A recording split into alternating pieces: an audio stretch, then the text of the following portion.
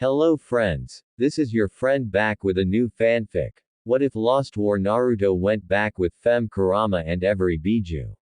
Episode 1. If you like this story, don't forget to like, share, and subscribe, and leave your thoughts in the comments.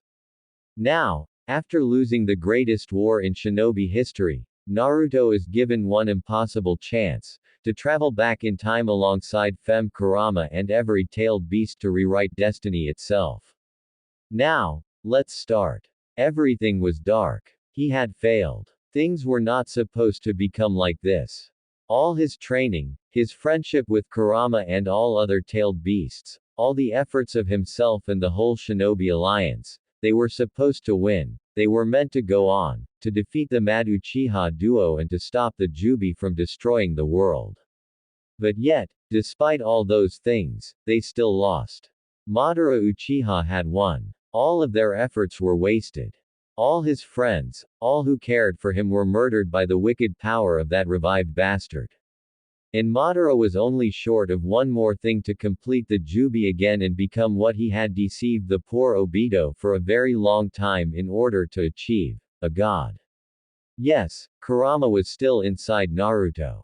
But not for long. Soon, his newest friend would be ripped off from his body and become a part of that monster Shinju again. Everything of the last few hours flashed through his mind.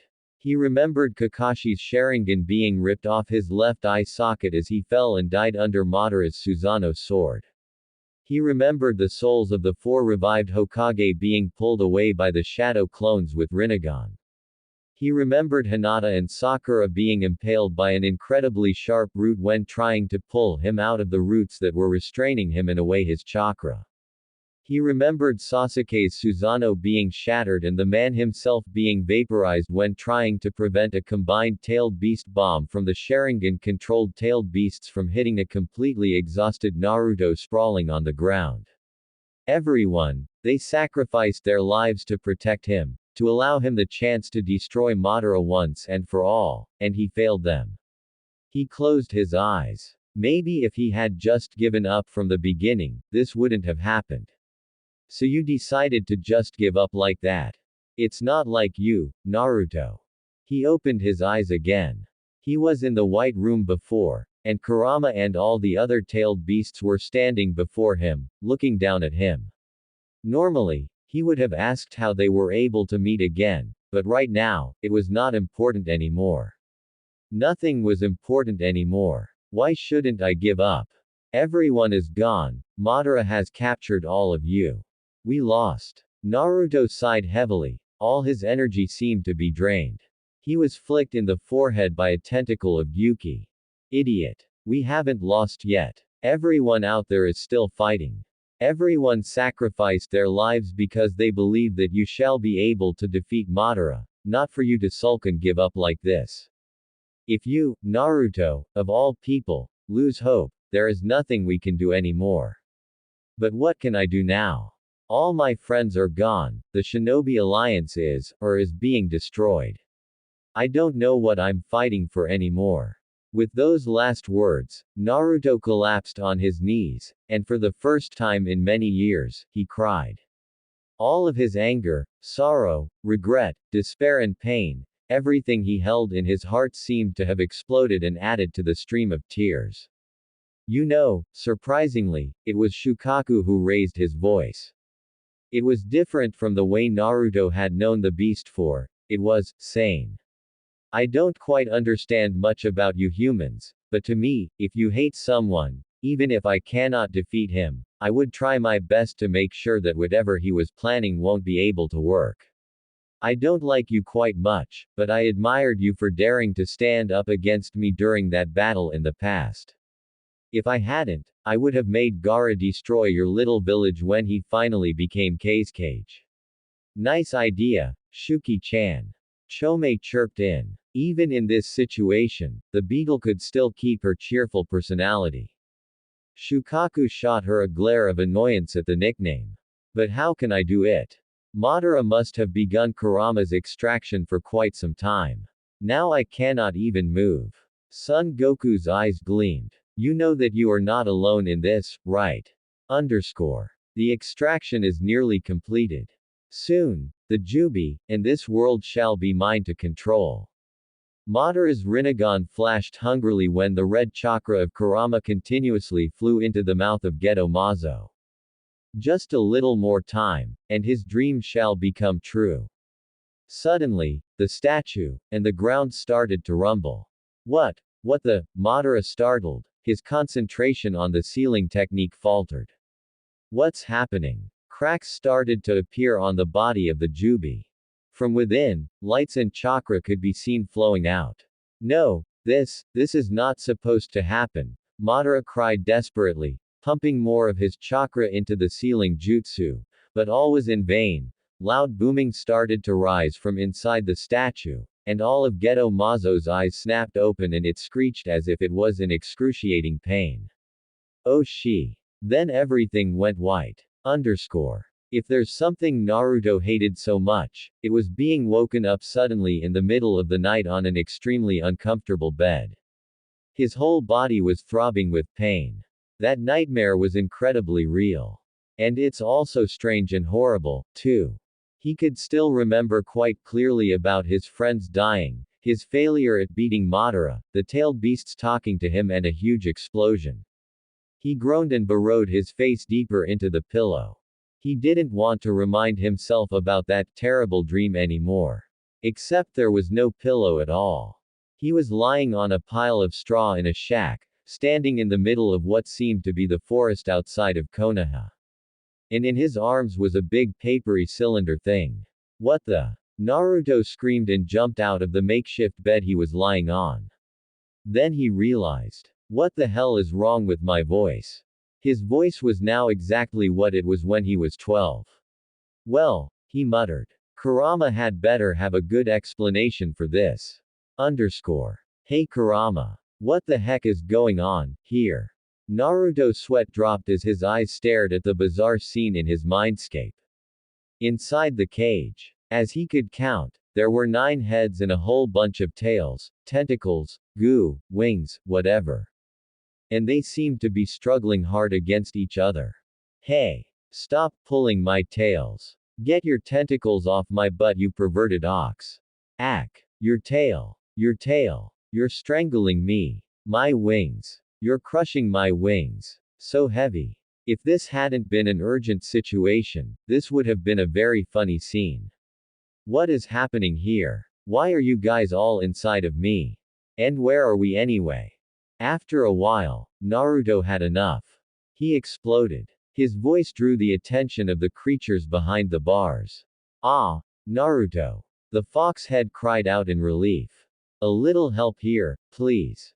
Naruto's left eyebrow twitched. Couldn't you just, shrink yourself, or transform into something smaller and easier to get out? Ah, all the heads nodded slowly. Good point. After some more struggles, and a huge puff of smoke, Naruto was now sitting on the damp floor of his mindscape, facing all 9-tailed beasts who were each the size of a grown-up Akamaru. So, care to explain? Naruto looked at the beasts inside the cage. Well, it's just a little accident, you see, Kurama started. What do you mean, a little accident? Naruto asked, raising an eyebrow. Well, you see, Kokuo, the 5 tails, began. You remember that we left quite a lot of our chakra inside you when we bumped our fists, right? Turns out that the more powerful we are, the stronger the chains binding us inside the Jubi's body are. Therefore, when we were absorbed back into that statue, those chains became significantly weaker, and a normal tailed beast bomb was enough to break us free from the binding. I see, Naruto nodded in understanding. But that doesn't explain why. I was getting there, the 5 tails stopped him. After that we were able to talk with you again, remember? Then, that knucklehead over there, he pointed one of his tails towards Goku, who scratched his head sheepishly, decided to break us free with another combined tailed beast bomb.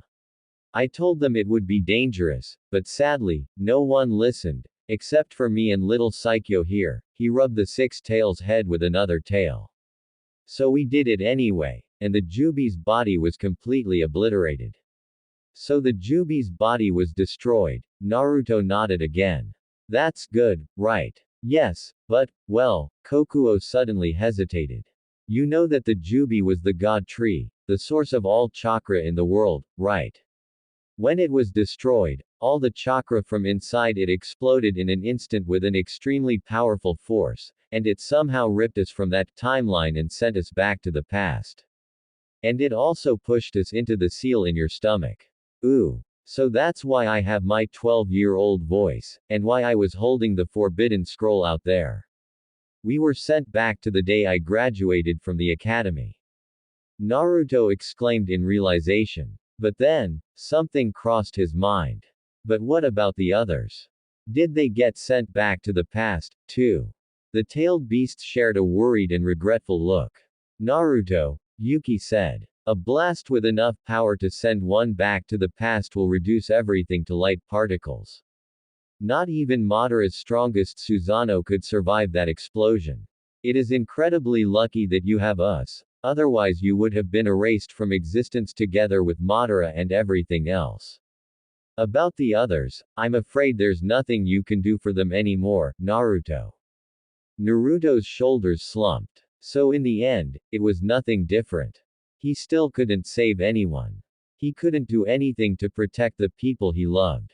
Tears started to well up in his eyes again, rolling down his cheeks and silently dropping into the already soaking ground.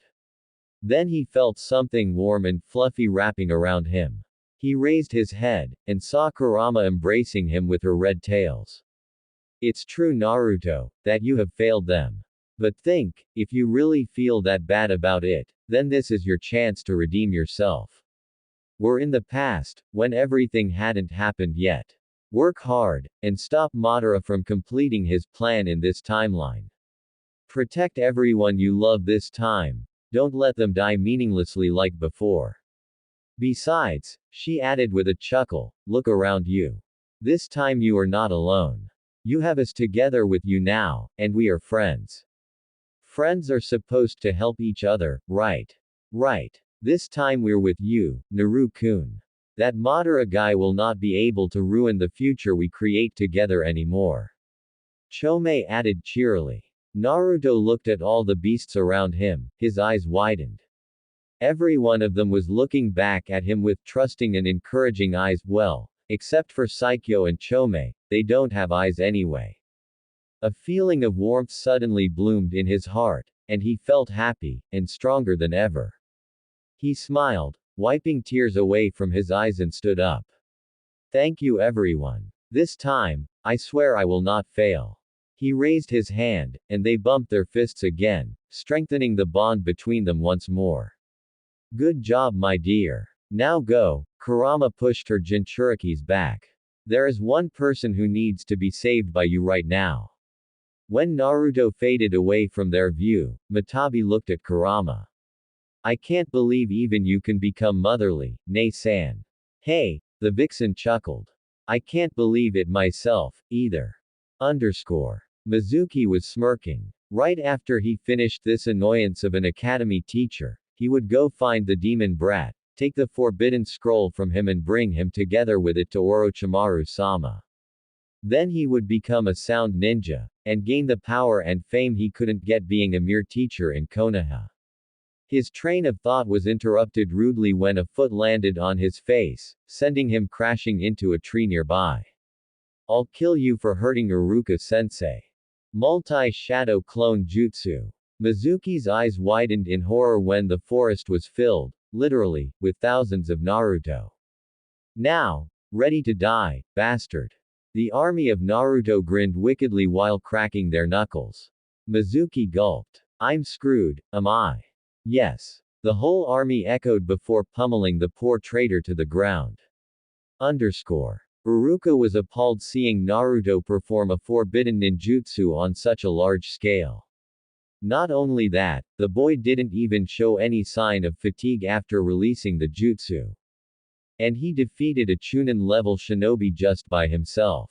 He smiled weakly. You have really become strong, Naruto. You might even surpass the third, No, all the past Hokages someday.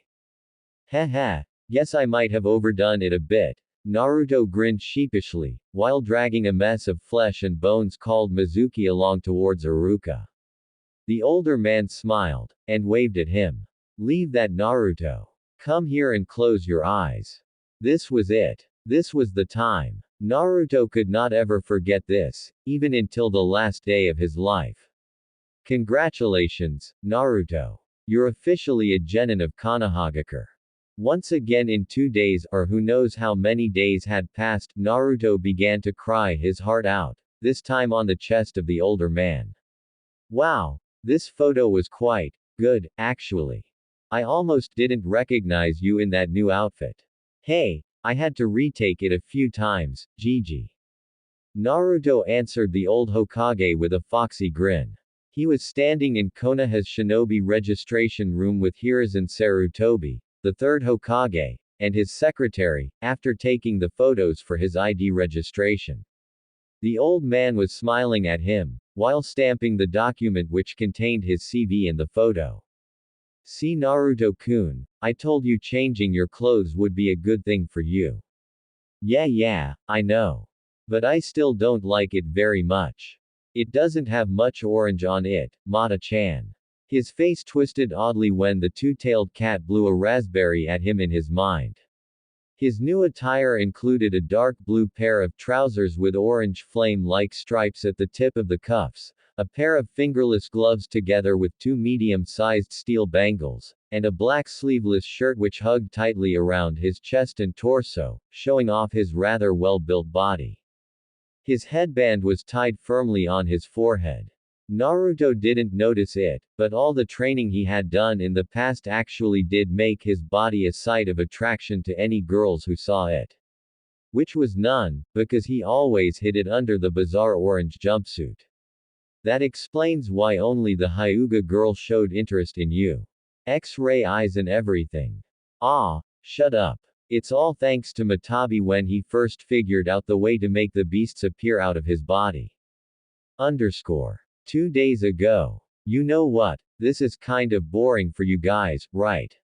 My imagination was not quite good, anyway. Naruto said while standing together with Kurama in his new mindscape. The dark and dirty sewer, is my mind really that dirty? Was gone, replaced by an endless lushful green meadow with a river running across, a range of mountains at the horizon, blue sky with the sun shining brightly, and standing in the middle was a sakura tree which was as big as the Hokage monument. Kurama sighed. This is quite alright. It's much better than staying in that sewer. You know, never before have I got a Jinchuriki who bothered to do this for me. I appreciate it. She scratched the seal on her neck, which now formed a leather collar with the kanji of seal written on it. Although it might be better if this was a necklace or something. Naruto looked at the vixen and smiled. After receiving her yin half back from his father, the fox seemed to mellow out quite a lot. Well, but I don't want to leave you guys in here all the time. He insisted, then pouted. If only I could do something to let you guys out there for a while. I think you can, Oni-chan. The two turned back to see Saikyo standing, crawling. Whatever, behind them. The slug seemed to blush a bit when Kurama and Naruto's eyes stared at her. When I was with Utakata Ni-chan, he used this jutsu to take me out for a walk, sometimes. Really? But do you know how to do it, Saikyo? Well, he just crossed his fingers, and my soul and some of my chakra were pulled out, and I'm outside. Cross fingers. Where have I heard it before? Naruto's eyes suddenly widened in realization. It is the shadow clone jutsu. But, his eyes squinted, how can the shadow clone jutsu get you out? Because the shadow clone contains a part of its creator's soul when it is created. Naruto jumped. He didn't realize Kokuo was standing next to him since who knew?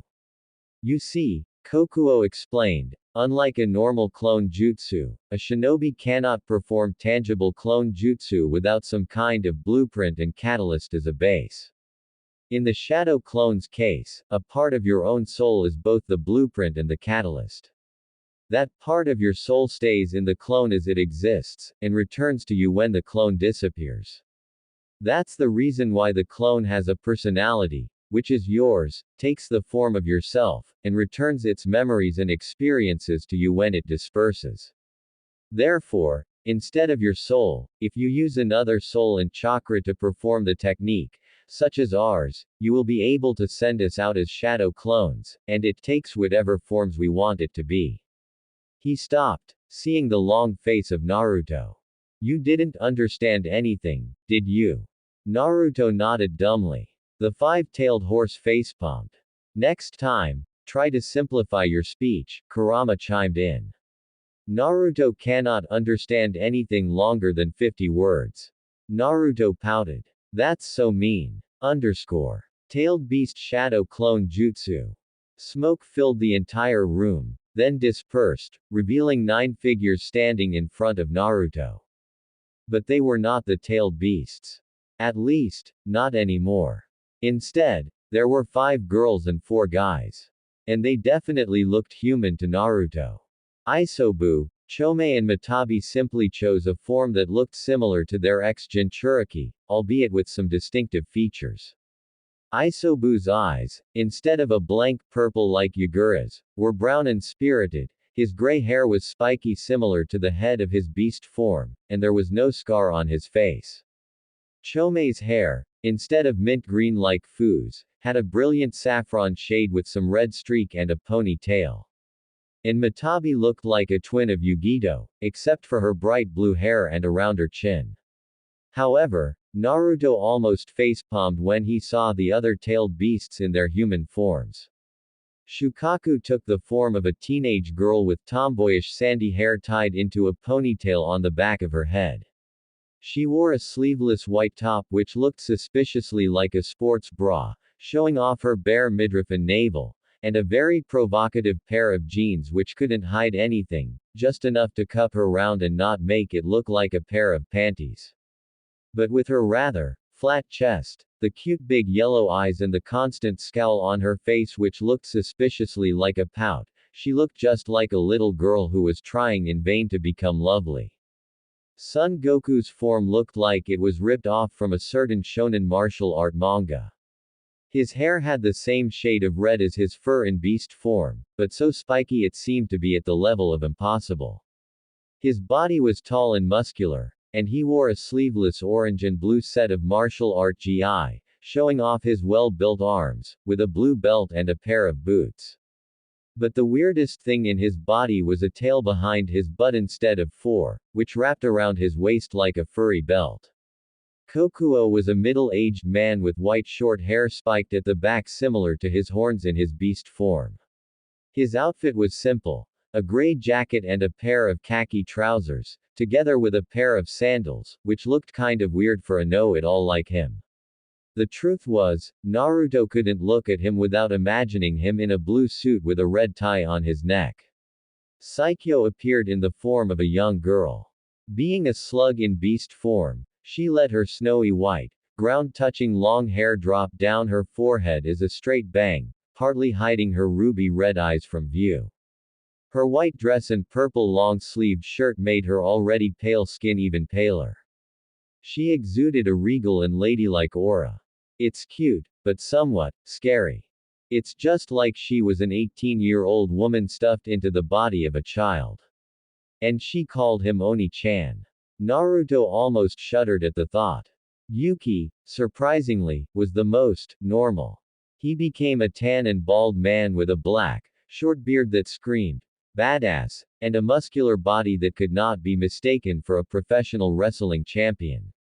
He wore a black sleeveless tight shirt and a pair of black jeans with a pair of sunglasses. On his right arm, extended from his shoulder, was a strange tattoo that looked like a complex ceiling array of some sort. Whether that or maybe it's just for decoration, Naruto didn't know.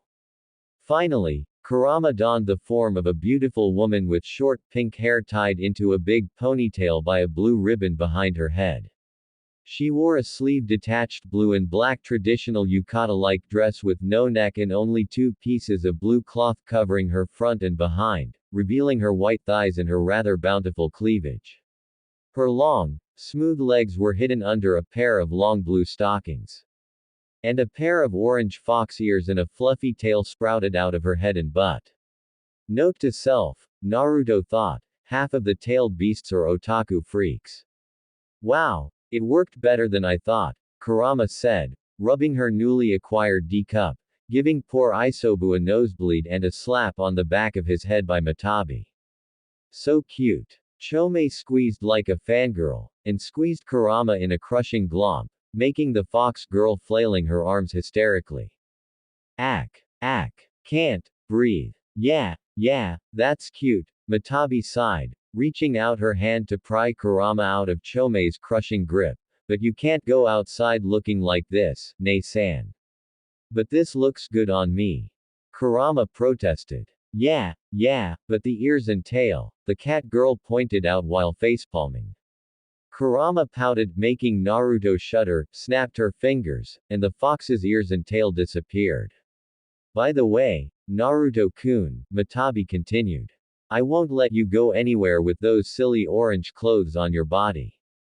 She wagged a finger at him, while her other hand planted firmly on her hip. Naruto pouted. But I like oranges. That will have to change too. I'll not allow my Jinchuriki to wear such hideous clothes as long as I'm here. The cat turned human glared at him, not noticing Goku shouting, hey! Don't diss the orange. At her back. Well, too bad, Naruto shrugged. It's not like I have any other clothes, anyway. Matabi's eyes gleamed dangerously. Naruto suddenly felt scared. He noticed a similar gleam in Shukaku's, Kurama's, Chome's and Saikyo's eyes. What? And that's the reason why Naruto was standing in front of the third Hokage right now, wearing new outfits that made him almost unrecognizable in the eyes of people who used to know him. He could swear he heard Gama-chan in his pocket crying because of her emptiness.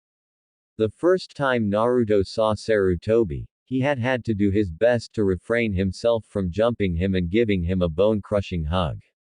The man was like a real grandfather to him. He had been the only person in the village, besides Iruka-sensei, Tuki and Ayame, who hadn't thought of him as a demon and a failure when he was young. And he was the first one to die protecting the village in Naruto's life.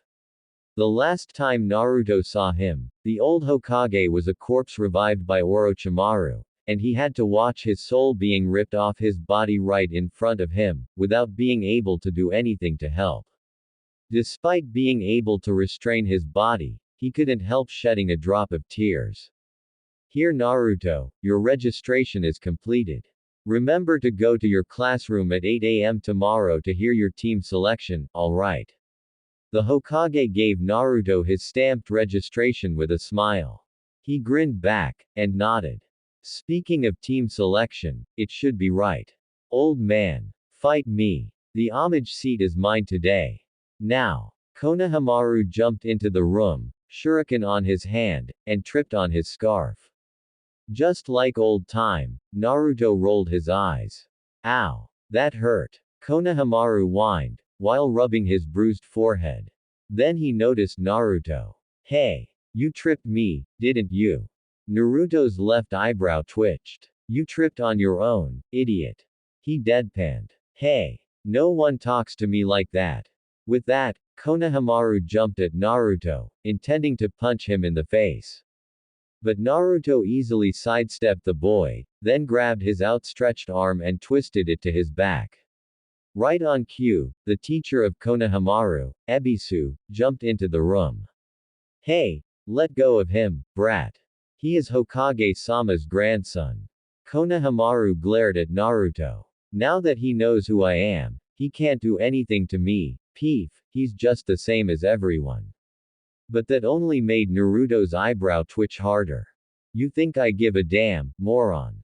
Crunch. Even after all those years, he still found the whole Hokage-sama's grandson thing annoying. Naruto held out his right hand, and tried to make a Rasengan. It's worth mentioning that, before the Fourth Shinobi World War, he had finally managed to complete the jutsu, and now he could do it with one hand, just like Jiraiya and his father. The chakra spun around his palm, focused, and exploded on his face. Aarrrrrgh. Naruto screamed when his body was thrown away like a ragdoll and slammed into a tree nearby. Damn it, what's happening? This is gonna be a problem. Hey, Naruto, try to make it with a shadow clone like you used to do before. From inside his head, Kurama suggested worriedly. Naruto nodded, and made a shadow clone. He started to focus his chakra into his palm, while the clone spun it. It exploded even more violently, sending him and the clone crashing into the tree again. Oh dear. Kurama. What's happening to me? Naruto asked in panic. I'm sorry, Naruto. Your chakra control was completely ruined. The vixen sighed, and Naruto's face twisted into a horror gape. What? How? Why? He screamed to the sky, scaring a flock of pigeons hiding in a bush nearby, and a certain little boy who was hiding behind a large tree. I'm not here. Crap. I said that out loud, didn't I? The vixen in his head rolled her eyes, and started to explain. Naruto, you remember that when you graduated, your chakra control was abysmal, right? Well, I think when we're thrown back to the past, your body was also reverted back to that state. Plus, she added, after a brief thought, now you contain not only me, but all 9 of its tailed beasts. That means your reserves should be, say, at least 9 times larger than you had in the, well, our past. The truth is, I'm surprised that your body didn't explode because of chakra overload. Must be an Uzumaki thing, I guess, Kokuo suggested. I heard that the Uzumaki clan was famous for their incredible stamina and life force. Besides, it's not like no one has ever contained all of us before. Did you forget Otu-san? But that means all my skills are down the toilet. Naruto wailed mentally. And the bell test of Kakashi-sensei is in 2 days. What do I do? Anime tears started to pour out of his eyes like 2 small streams. Then start training, you idiot.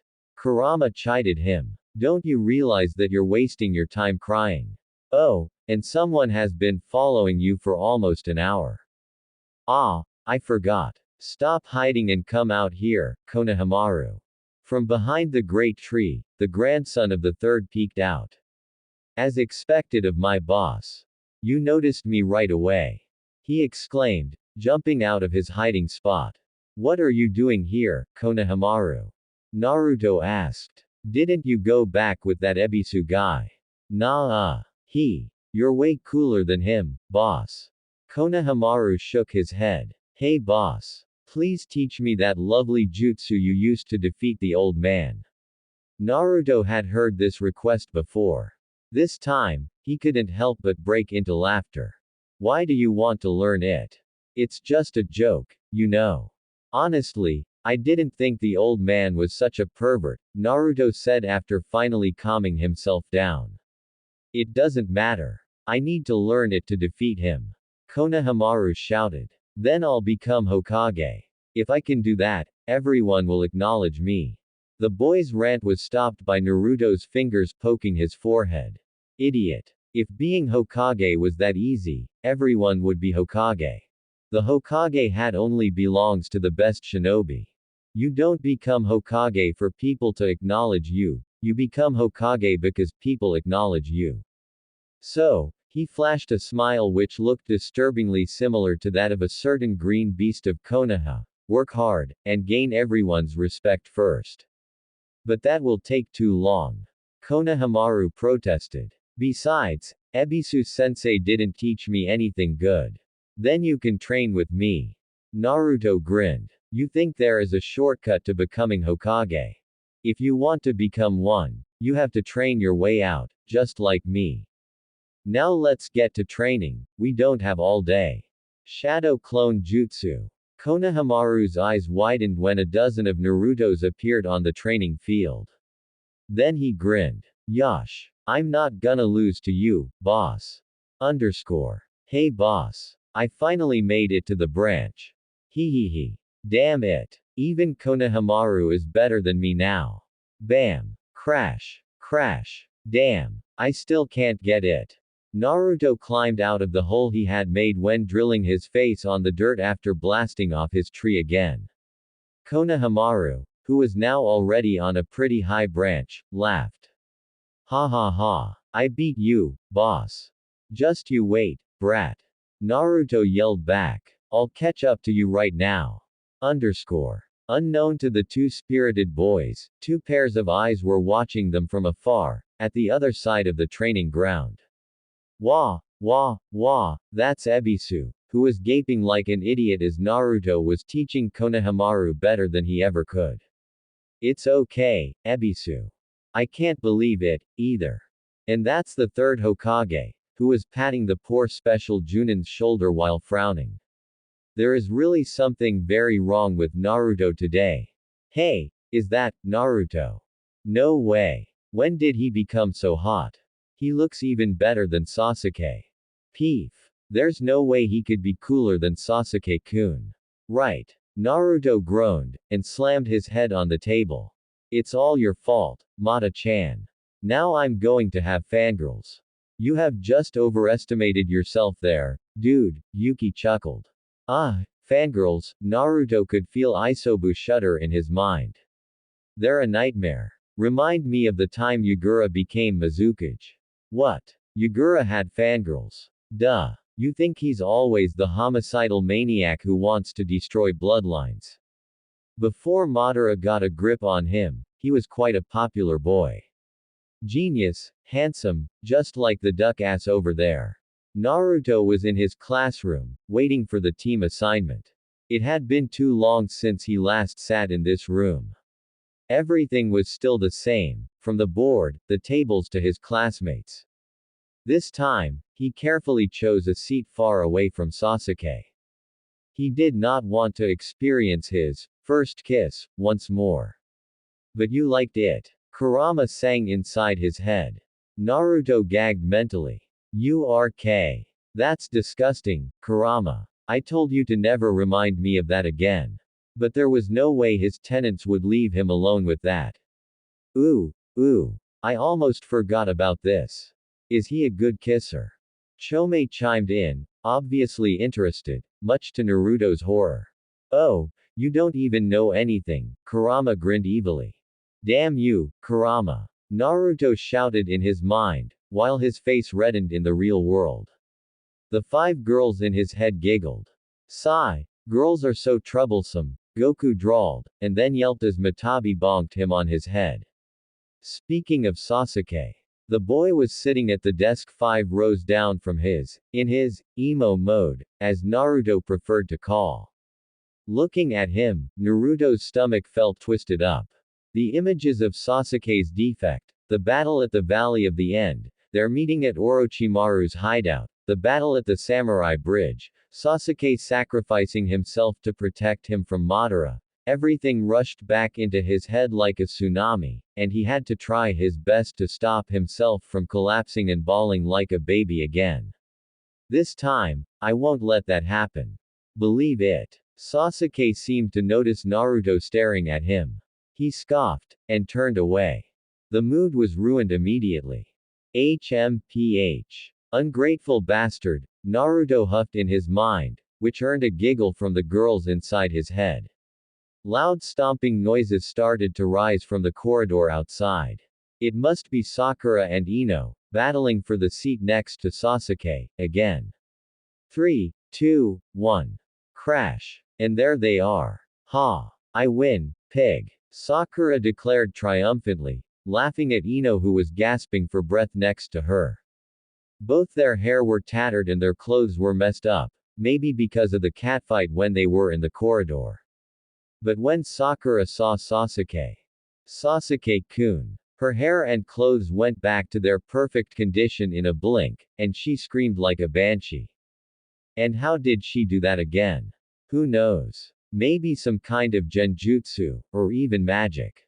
Well, at least this time he didn't receive any of Sakura's monstrous punches, or any kiss from Sasuke.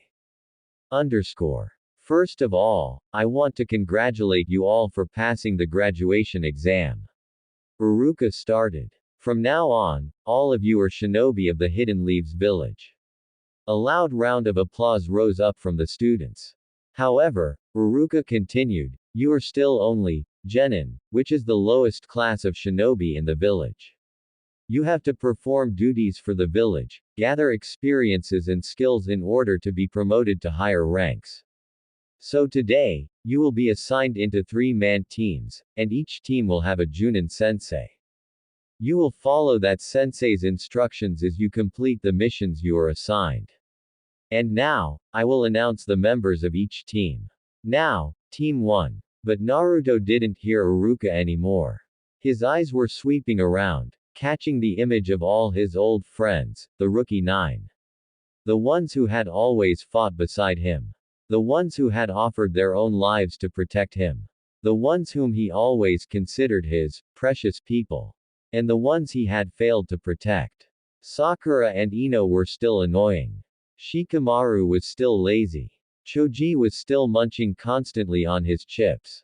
Kiba was still loud. Shino was still calm and stoic. And Hinata, well, still shy as always. They're all just like he could remember. As if it was just yesterday, when they were all together, working together on rebuilding the village, fighting besides each other against Obito and Madara. Team 7. Naruto Uzumaki, Sakura Haruno, and Sasuke Uchiha. The Jonin sensei is Kakashi Hatake. Team 8. Huh. Wah. Suddenly snapped out of his trance, Naruto looked around in confusion. Did you say something? Oh. At the memorial stone in Training Ground 7, a certain silver-haired masked Jonin sneezed violently. Oh. Uruka face-faulted. He chose to ignore it, and repeated. I said to Naruto, you're together with Sasuke and Sakura, and your Jonin sensei is Kakashi Hatake. Now, as I was saying before being interrupted by Naruto, he continued, Team 8 consists of Hinata Hyuga, Kiba Inuzuka and Shino Aburame, and their Jonin sensei is Kurenai Uehi. Team 9, he flipped the list over and over. Now where the hell is Team 9 in here? Must be a mistake in numbering. Anyway, Team 10 consists of Shikamaru Nara, Choji Akamichi and Ino Yamanaka. Jonin sensei. Asuma Sarutobi. He closed his list and smiled. That's all. Once more, congratulations on becoming genin, everyone. Now why don't you take a lunch break before meeting your Jonin sensei? Dismiss. Hey Sasuke, Sakura. Want to have lunch with me? Naruto said when everyone started to go out for lunch. Sasuke just hinted and turned away. Sakura gagged in disgust, and ran after Sasuke, leaving the poor Naruto alone in the classroom. Well, at least you did try. Kurama pacified the boy awkwardly when his head slumped in disappointment. That bitch. How dare she do that to Naru-kun? Chome exclaimed angrily. That no good, selfish, barbarian Uchiha-loving whore. When I get my hand on her. It's alright Chome-chan. I know she didn't mean it, mostly. Well, I'll just eat with you guys instead. Want to try some Ichiraku ramen? Naruto grinned, receiving a nod of approval from everyone in his head. But right before he could step out of the classroom, a masked Anbu shunshed right in front of him, and grabbed his hand. Genin Uzumaki, the Hokage wants you in his office immediately. I'm instructed to escort you to him.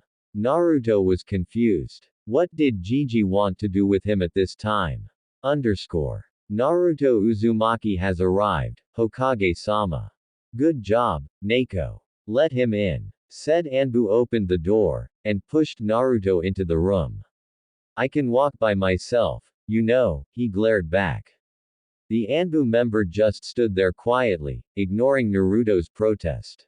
Sarutobi cleared his throat. Naruto turned back. Ah, Gigi. He smiled. What do you want from me? His voice trailed off when he saw two other people in the room.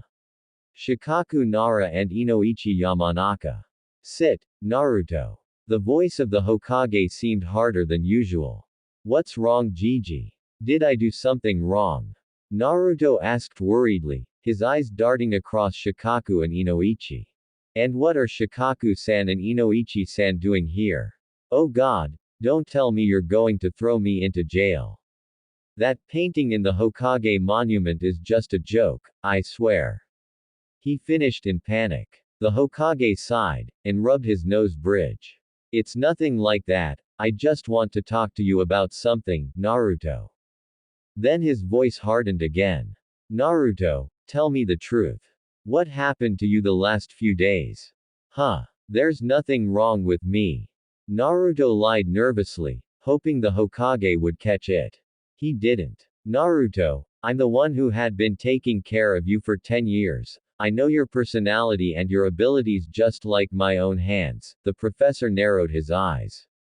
The fact that you knew and completed the tree climbing exercise, an exercise meant for a graduated genin, proves that there is something fishy going on. Now tell me, Naruto, or I'm afraid I have to force it out of you. I think you should tell them, Naruto. Huh. Kurama, are you sure? Yeah. I didn't want anyone to know about this, but if we don't tell them now, I'm afraid they will gut you right in place. Just tell them not to mention it to anyone else. Kurama said, thinking about Danzo. I don't think other people would take it so well, at least I can feel these guys are trustworthy. Okay. Naruto sighed in defeat.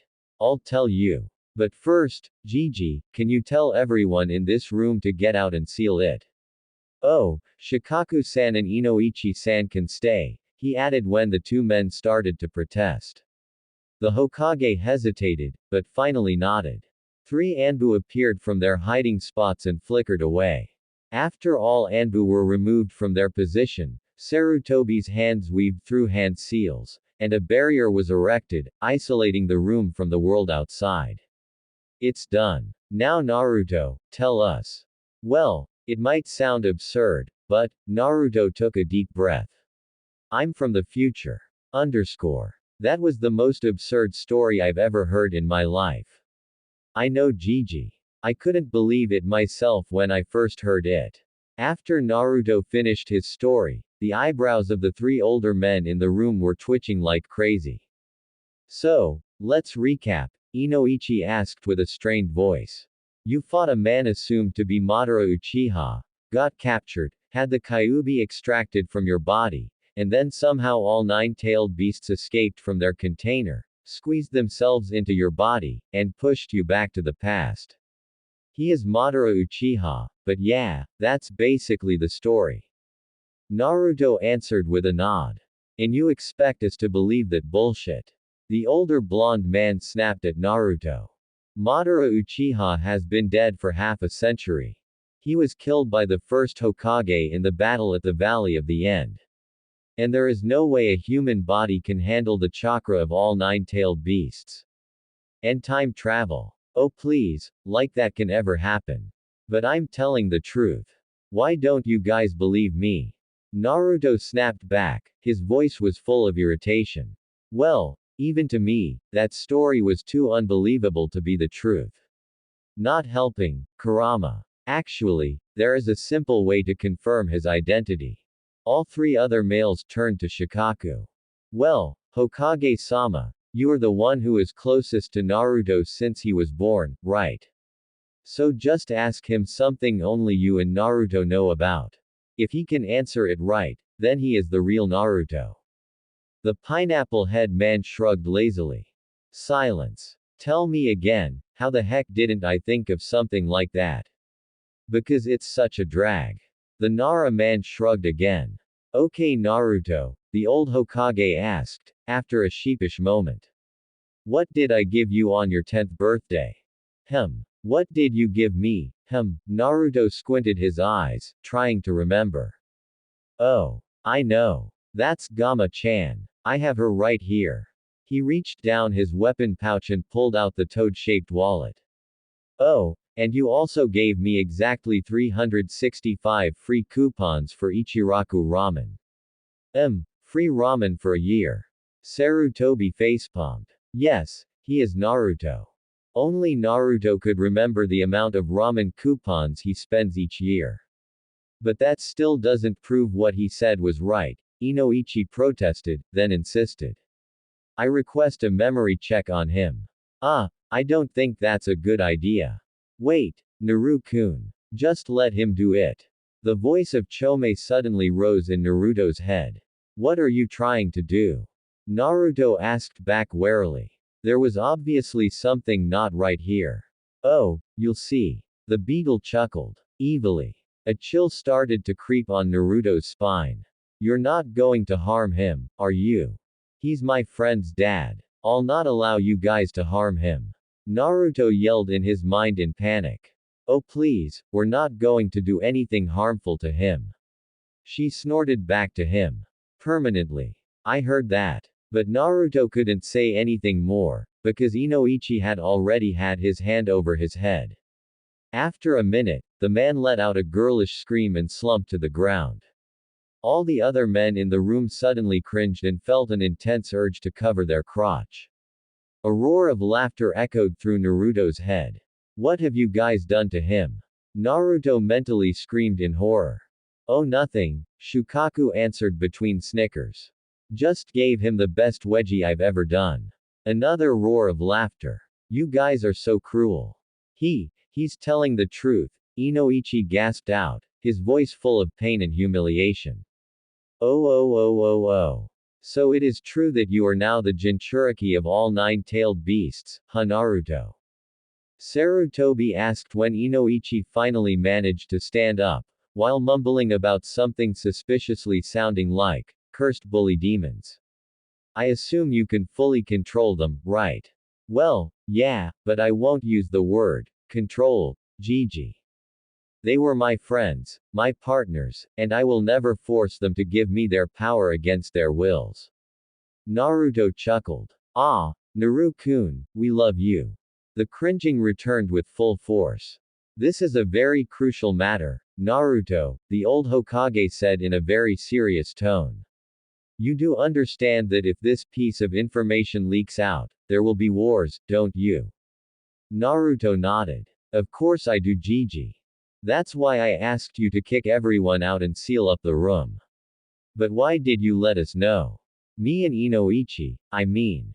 It's not like we have any close relationship with you before, Shikaku suddenly asked. Well, Naruto scratched his head. It's because I think you two are trustworthy, being the Hokage's tactical advisors and everything. Even Kyuubi thought so. Besides, if you aren't here, then how can I prove to Gigi that I'm telling the truth? Still, the old Hokage's voice rose again. To prevent anything that could happen, I hereby declare everything mentioned in this room today shall be treated as an EX-ranked secret, and everyone who hears about it except for ones in this room today shall be executed on the spot. Am I making myself clear? All three other people looked at each other and gulped. This is so troublesome, Shikaku groaned. All right, spill it. What happened to you today, Naruto? Said boy snapped one eye open from his meditation, and glared at Sakura in annoyance. What do you mean, what happened to me, Sakura? You know what I'm saying.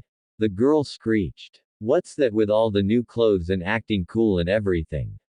Oh. Naruto curled an eyebrow. Then I don't have the right to change my clothes or act cool. Well, I didn't say that, Sakura hesitated, taken aback by Naruto's retort. Listen up, Sakura, Naruto cut her short in a sharp tone. I'm not the same Naruto you used to know. I'm sick of always being treated as a failure, a dead last, the laughing stock of everyone. Sure, I might be bad at school, alright, but the world out there isn't the same as what we learned in school. We are shinobi now, our works include stealing, killing, or even fighting to the death. You should also change yourself as well, because when we are in a war zone, no one has the time to protect you. Sakura was stunned beyond belief. Since when has Naruto become so serious? She wanted to retort, but words seemed to choke themselves in her throat. Is what he said true? Being a shinobi is that dangerous? Naruto couldn't be serious, could he? HMPH. Even if there are dangers, Sasuke-kun will protect us. Cha. Inner Sakura screamed inside her head. Naruto stood up and kicked the door open. Wait. Where are you going? Sakura asked. Training. If this Kakashi is anything like I knew about him, then he's going to be late for at least 2 more hours. Naruto answered nonchalantly. Want to join me, Sakura, Sasuke? HN, was the answer. Naruto shrugged. Suit yourself. Wow. Talk about harsh things, Matabi commented when they were out of the classroom. Actually, I think a talk like that is good for her, Yuki pondered. She is nothing like the Sakura I knew in our time. If this is really how she is, I wonder how she could become such a good kunoichi. Well, she did train a lot during the time I was gone training with Ero Sennin, to be fair, Naruto admitted. Then he changed the topic. Say, any of you want to help me with training? I would appreciate some help in getting my old skills back. With pleasure, the tailed beasts grinned inside his head. Kakashi poked his head into the room, only to meet with 2 annoyed faces looking back at him. I suppose you are Team 7, right? But why are there only 2 of you? Sakura shrugged. Naruto said he had gone training, but I bet he went to find somewhere to sleep. Kakashi raised an eyebrow. That's quite unexpected. Anyway, meet me at the rooftop in 5 minutes. Then he poofed away. HN. When they arrived at the rooftop, they found a horrifying scene. Almost all the tiles of the rooftop were cracked or shattered to pieces. One of the water tanks was dented on the side. And lying in the middle of the destroyed roof was Naruto and 2 of his shadow clones, with their faces full of bruises. Wow, so he wasn't kidding when he said he would go training, Sakura muttered. Kakashi found the scene of destruction in front of him amusing. You are Naruto, right? Training is good, but next time you should do it in the training ground. You do realize that you have to pay for this damage, do you? Naruto lifted his head up when his 2 shadow clones poofed out of existence. Ow, my head. Guess I overdid it a little bit. Oh, you must be Kakashi-sensei, right? The Cyclops gave him an eye smile. Yup. Now, let's get to the introduction part. Do any of you want to go first? Introduction. What do you mean? Sakura asked, and everyone on the rooftop, including the 9-tailed beasts, had to refrain from rolling their eyes. This is your kunoichi of the year. Matabi asked in disbelief. Trust me, she will be much worse, Kurama deadpanned. Hey, that's kind of mean, Naruto defended her. All the beasts snorted. Well, your name, your likes, dislikes, your dreams for the future and things like that, Kakashi explained. Why don't you go first, sensei? You look kinda suspicious, said Sakura warily. About me, huh? Kakashi pondered for a while. Well, my name is Kakashi Hatake. I have no desire to tell you my likes and dislikes. My dreams, and I have lots of hobbies. Yeah. Very helpful, sensei, Naruto snarked. Sakura and Sasuke nodded in agreement. Oh. Then how about you going next, Blondie? The Jonin quirked his visible eyebrow. Sure, whatever, Naruto shrugged. My name is Naruto Uzumaki. I like ramen, my friends, and the people who care about me. I dislike liars, traitors and people who want to use my friends to gain power. My dream is to become stronger to protect my friends, and create a peaceful world. Ah, you're so sweet, Naru-kun. Naruto cringed. Seriously, you have to stop that, Chome-chan. It's creepy. Ah, the beetle pouted. Kakashi's eyes widened a bit. This boy was nothing like the Naruto he had known during his time in Anbu. That Naruto was loud, annoying, a knucklehead who always wanted people to notice him. This one was calm and collected. He wondered what could have changed the boy so much. And he mentioned his friends. Kakashi didn't know who they were, but he had a disturbing feeling about that word. He had to mention it to the Hokage some days. You next, Broody, he looked at Sasuke. The Uchiha glared back at him. My name is Sasuke Uchiha. I hate lots of things. I don't like anything. My ambition is to resurrect my clan and to kill a certain man. I don't like him, Oni-chan, Saikyo said quietly. No wonder he is such an emo. Obsession with revenge cannot be good for one's health. Matabi remarked. Yeah, I wonder if this time I can find some way to talk him out of it. As I thought, an Avenger. Kakashi narrowed his eyes. This is gonna be trouble if he keeps that attitude. Your turn, Pinky. My name is Haruno Sakura. The thing I like is, she glanced at Sasuke and squealed. My dream for the future, she giggled while blushing. My hobby is, she winked at Sasuke, who, Haned. What I hate is Naruto, she finished in a disgusted voice. Ah, I love you too, Sakura-chan, Naruto said sarcastically, which earned him another gag of disgust from Sakura. So basically, she liked Sasuke. Her dream for the future is to get into his pants, and her hobby is stalking him. Kakashi thought. Girls these days are more interested in love than in ninjutsu. Very well, so we all know each other now, Kakashi said. All three genin rolled their eyes. Tomorrow we'll start with our shinobi duties. But first, we are going to do something with just the four of us. Survival training. This is it. The bell test. Naruto's mind wandered back to the time he got the test before. But why is our first duty a training, sensei? We've had enough training at the academy. Sakura protested. Even Sasuke snorted in disapproval. Because this training is nothing like what you've ever done before. Kakashi answered. His visible eye seemed to drill into the three genins' heads. They gulped. Yes, even Naruto. This survival training is also a test to select the ones who are truly suitable to become genin, Kakashi continued. Of the 27 graduated candidates, only 9 shall be chosen to become genin, and the rest shall be sent back to the academy. This training is a very difficult exam with a failure rate of over 66%. Sakura paled. Sasuke didn't show any clear emotion, but beads of sweat could be seen clearly on his temples. Naruto, having known about this before, just sat there in silence. The details are on this paper. Kakashi pulled some leaflets out of his shuriken pouch and gave the three genin. Anyway, we'll start at 6 tomorrow at training ground 7. And don't eat breakfast, you'll just throw up. Then he flickered away, leaving the three genin on the roof. So tomorrow is the bell test.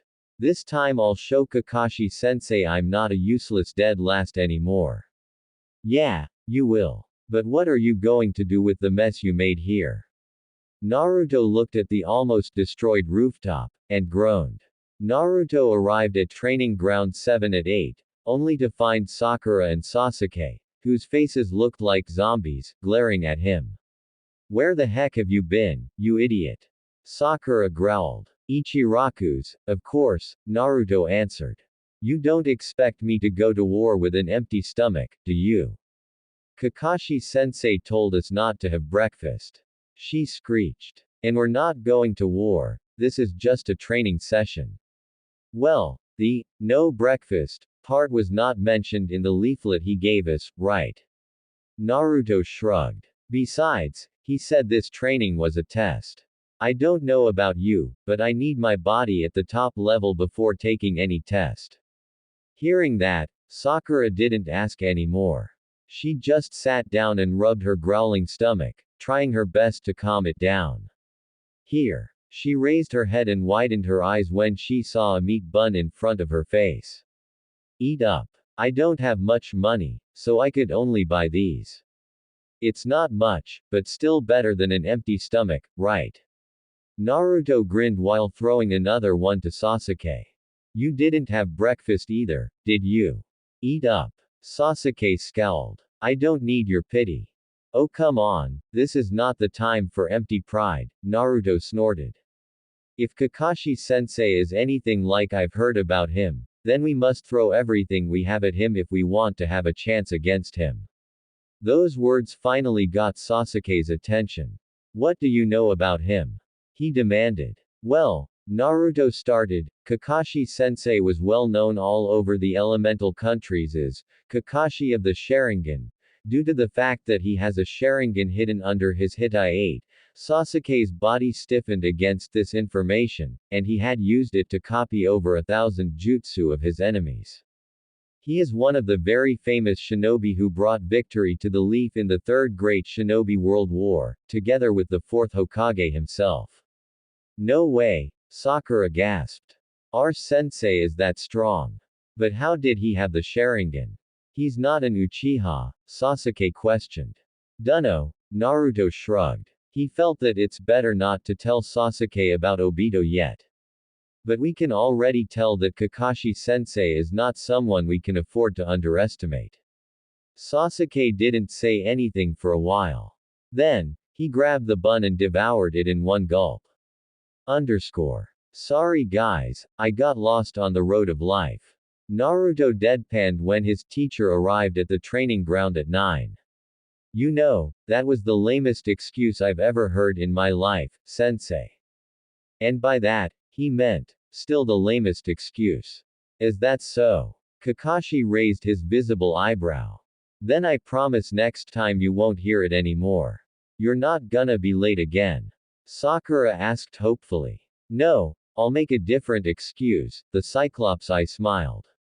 The three genin groaned. You have until noon to take these bells from me, Kakashi started while pulling out an alarm clock and 2 small bells.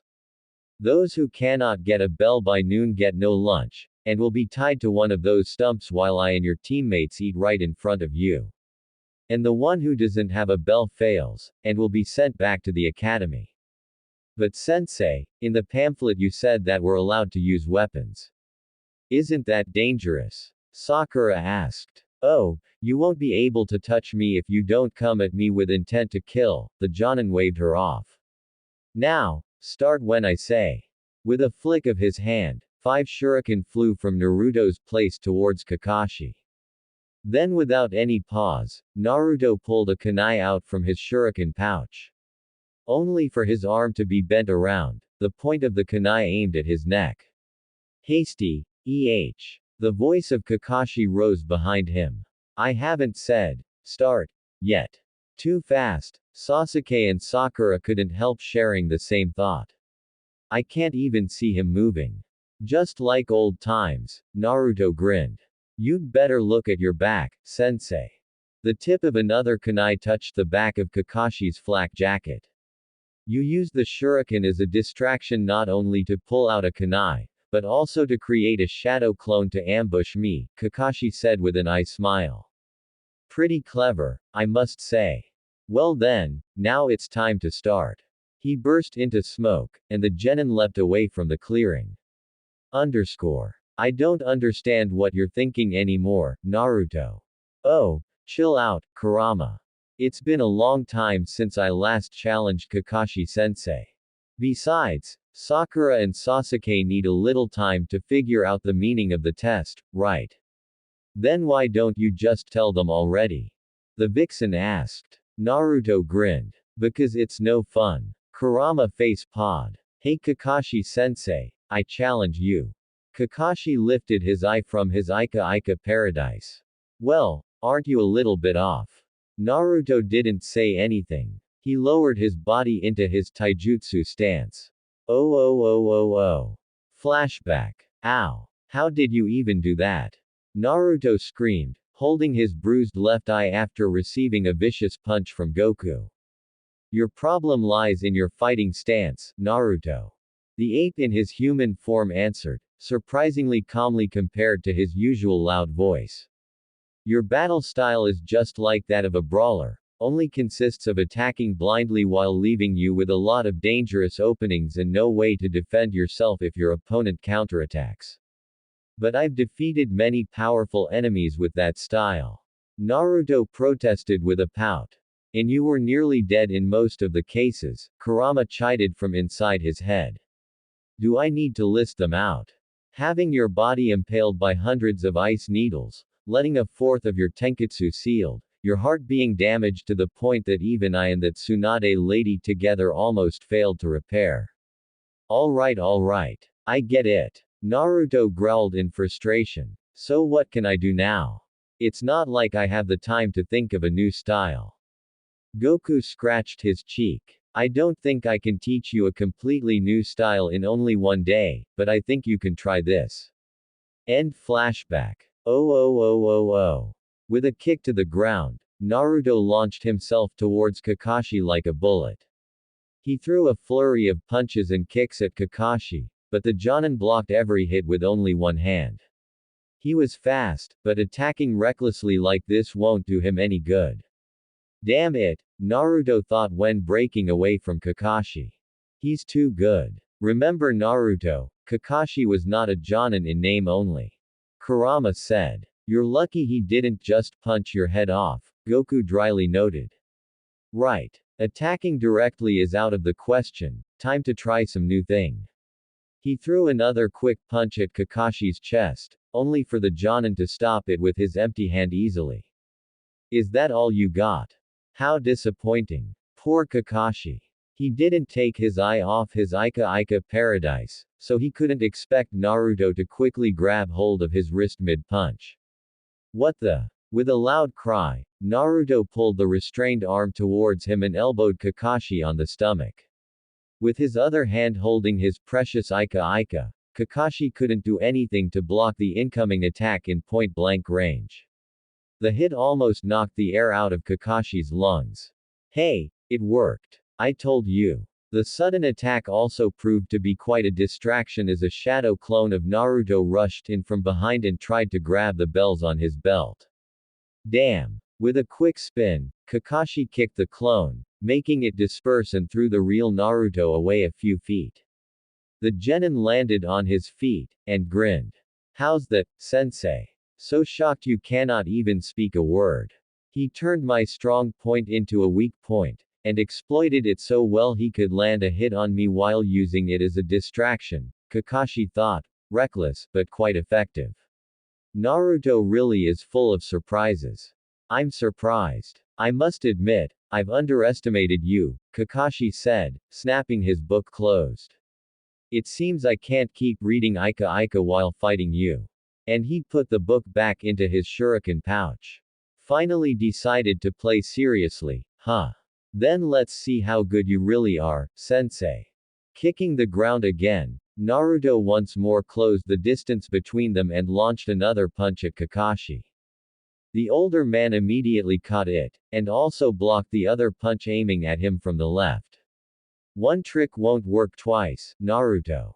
Oh yeah. Then how about this? Locking Kakashi's hands with his own, Naruto focused chakra to his feet and released it, using the force to flip over Kakashi's head like jumping from a spring. In the air, he spun, and delivered a rolling kick to the Jonin's head. I still haven't quite got it yet, but this is enough. You're going down. Slam. The Kakashi in front of him exploded into a splinter. What the? Substitution. Shinobi lesson number 1, Taijutsu. Huh. Naruto turned his head, and saw Kakashi behind him, his eyes gleaming. Hidden Leaf Secret Taijutsu. 1000 Years of Death. Being in the air, Naruto had no way to avoid the deadly fingers of the Cyclops aiming, and was propelled into the stream nearby. Just like old times. DAAAAAAMMMMMNNNNNEITTTTTTTTT. And that's a lesson for you, Goku choked out while everyone in Naruto's head was busy laughing their off. Never use an airborne attack when you cannot make sure you get a hit.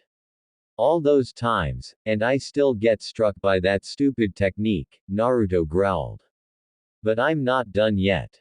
3 shuriken flew out of the water aiming at Kakashi, but he only tilted his head lazily to the side, and the 3 throwing stars only struck the tree behind him. With a battle cry, Naruto burst out of the water. You think I'm out of tricks yet? Think again. Naruto rushed towards his teacher, and aimed a low sweep at his leg. Take this. I said it won't work. Kakashi chided him while jumping up to avoid the kick. But Naruto just smiled. Gotcha. Shadow Clone Jutsu. Two clones appeared on the air. One launched a punch at Kakashi's midriff and the other aimed a kick at his head. Naruto smirked. Ha! On the air you cannot evade. I've learnt that from you. I cannot evade, but I can strike back. Kakashi answered calmly, kicked the two clones away and sent himself backward a bit. Unfortunately, he didn't see the faint smirk on Naruto's face. Kakashi was suddenly grabbed from behind by three pairs of arms. One grabbed his back, one restrained his arms, and one locked his legs.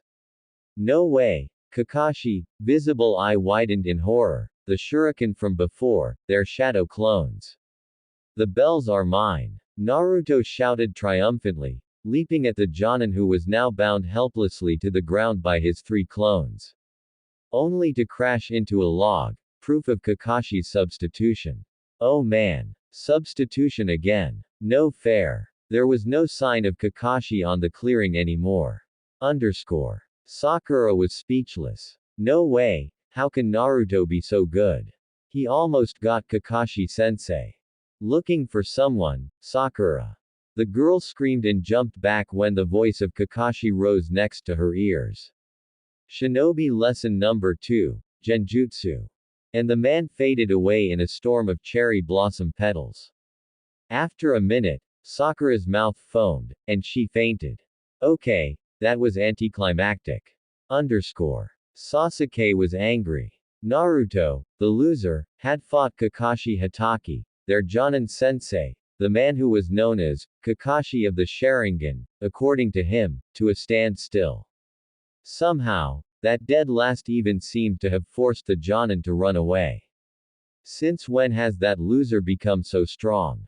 Then maybe, Kakashi might not even be as strong as Naruto had said. If that dead last could hold his own against the Jonin, there's no way himself, the Rookie of the Year, and Uchiha, couldn't do it.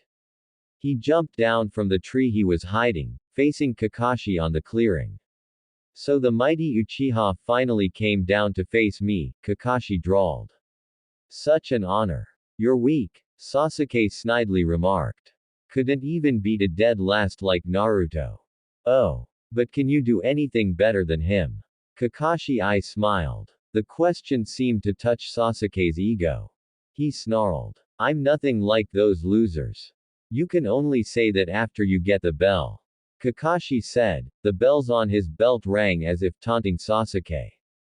Without another word, Sasuke sent 3 shuriken at Kakashi.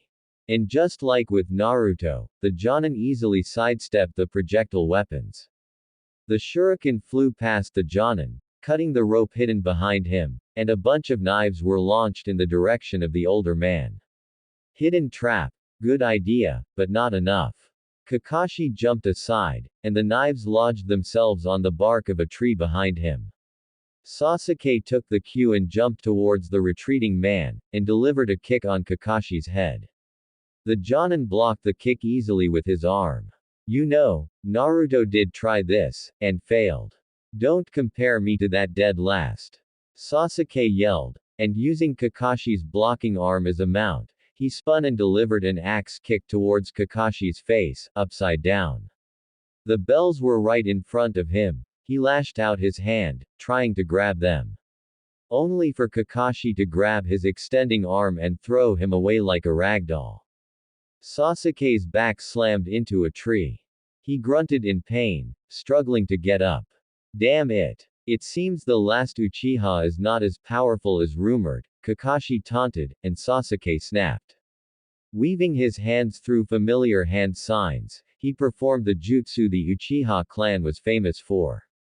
Fire style. Fireball jutsu.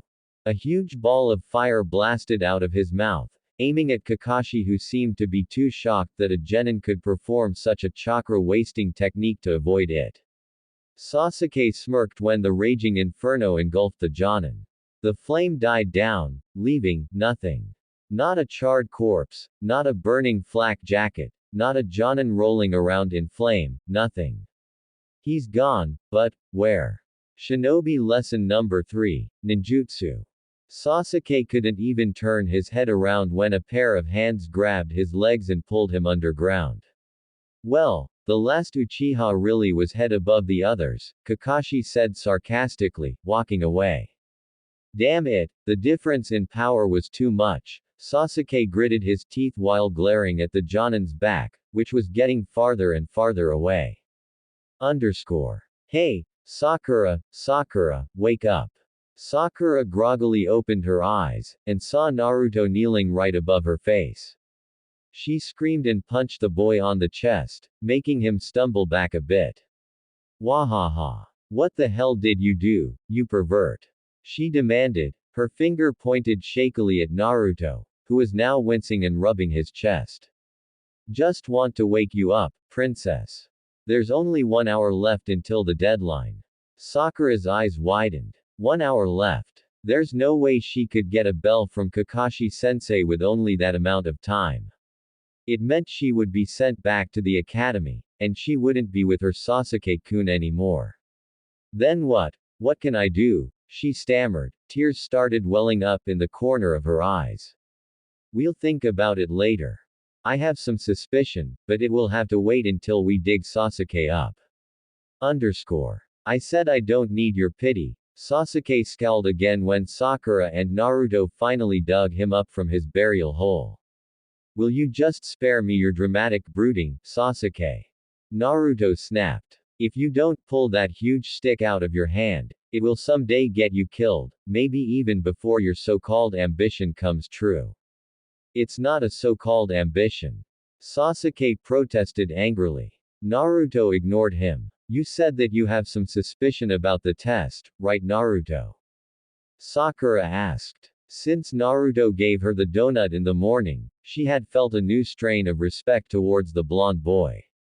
Well, I don't know if it's true, but I suspect the true meaning of this test is not whether we get a bell or not. Naruto stated, while scratching his cheek. Both Sakura and Sasuke's eyes narrowed. What do you mean? Kakashi-sensei said that we need to get the bells from him, asked Sakura. And how in the world can we do it? Naruto asked back. We're all newly graduated genin. Our skill and experience in combat is nothing compared to a jonin like him. This makes no sense at all. They'd never set a task that didn't have a solution. I nearly got it last time, Sasuke denied stubbornly. The next time I'll get it for sure. Like that's gonna happen, Naruto snorted. Did you realize that during your fight Kakashi-sensei almost didn't use any damaging moves? Sasuke's eyes widened. He gritted his teeth, and nodded reluctantly. But you almost got the bell too, Sakura blinked. Naruto shook his head. That's only because I caught him off guard with my shadow clone jutsu. I'm sure if I didn't know the jutsu, I would suffer even worse than Sasuke. And he won't fall for that trick again. Wait a second, Sakura said slowly. Maybe you're right. Maybe each of us does not stand a chance against him, but if we work together, just like you did with your clones, we can catch him off guard. Then she frowned. But that can't be right. There are only 2 bells, unless Sensei wants to trick us into believing that we have to fight each other. Took her long enough to realize it, said Chome snarkily in Naruto's head. Silence filled the air as everyone, no, Sasuke and Sakura digested this. Finally, it was Sasuke who commented. That does make some sense. But even if we work together, there is little chance that we'll be able to overpower him. Even Naruto couldn't do it with his clones before. We need a clear and thorough plan for it to work. Naruto sighed in relief. He had thought Sasuke would be too stubborn to listen to any of his words. He smiled. Yeah. And to do that, I think we should know what each of us can do. Right now what I can do is taijutsu and shadow clone. What about you Sakura? Well, Sakura scratched her cheek. I can do the 3 basic academy jutsu quite well. My taijutsu was adequate, And I can use some simple genjutsu too, but cannot maintain them for a long time. And I have to touch him for the genjutsu to work. I still cannot cast them effectively from afar. And you have your monstrous punches, Naruto added helpfully. What did you say? Sakura screeched hysterically, and threw another punch at him. Naruto ducked, and the fist hit the tree behind him, making the bark fly everywhere. Her eyes widened. See? Naruto gave her a foxy grin. I wasn't kidding. Sakura grumbled unhappily.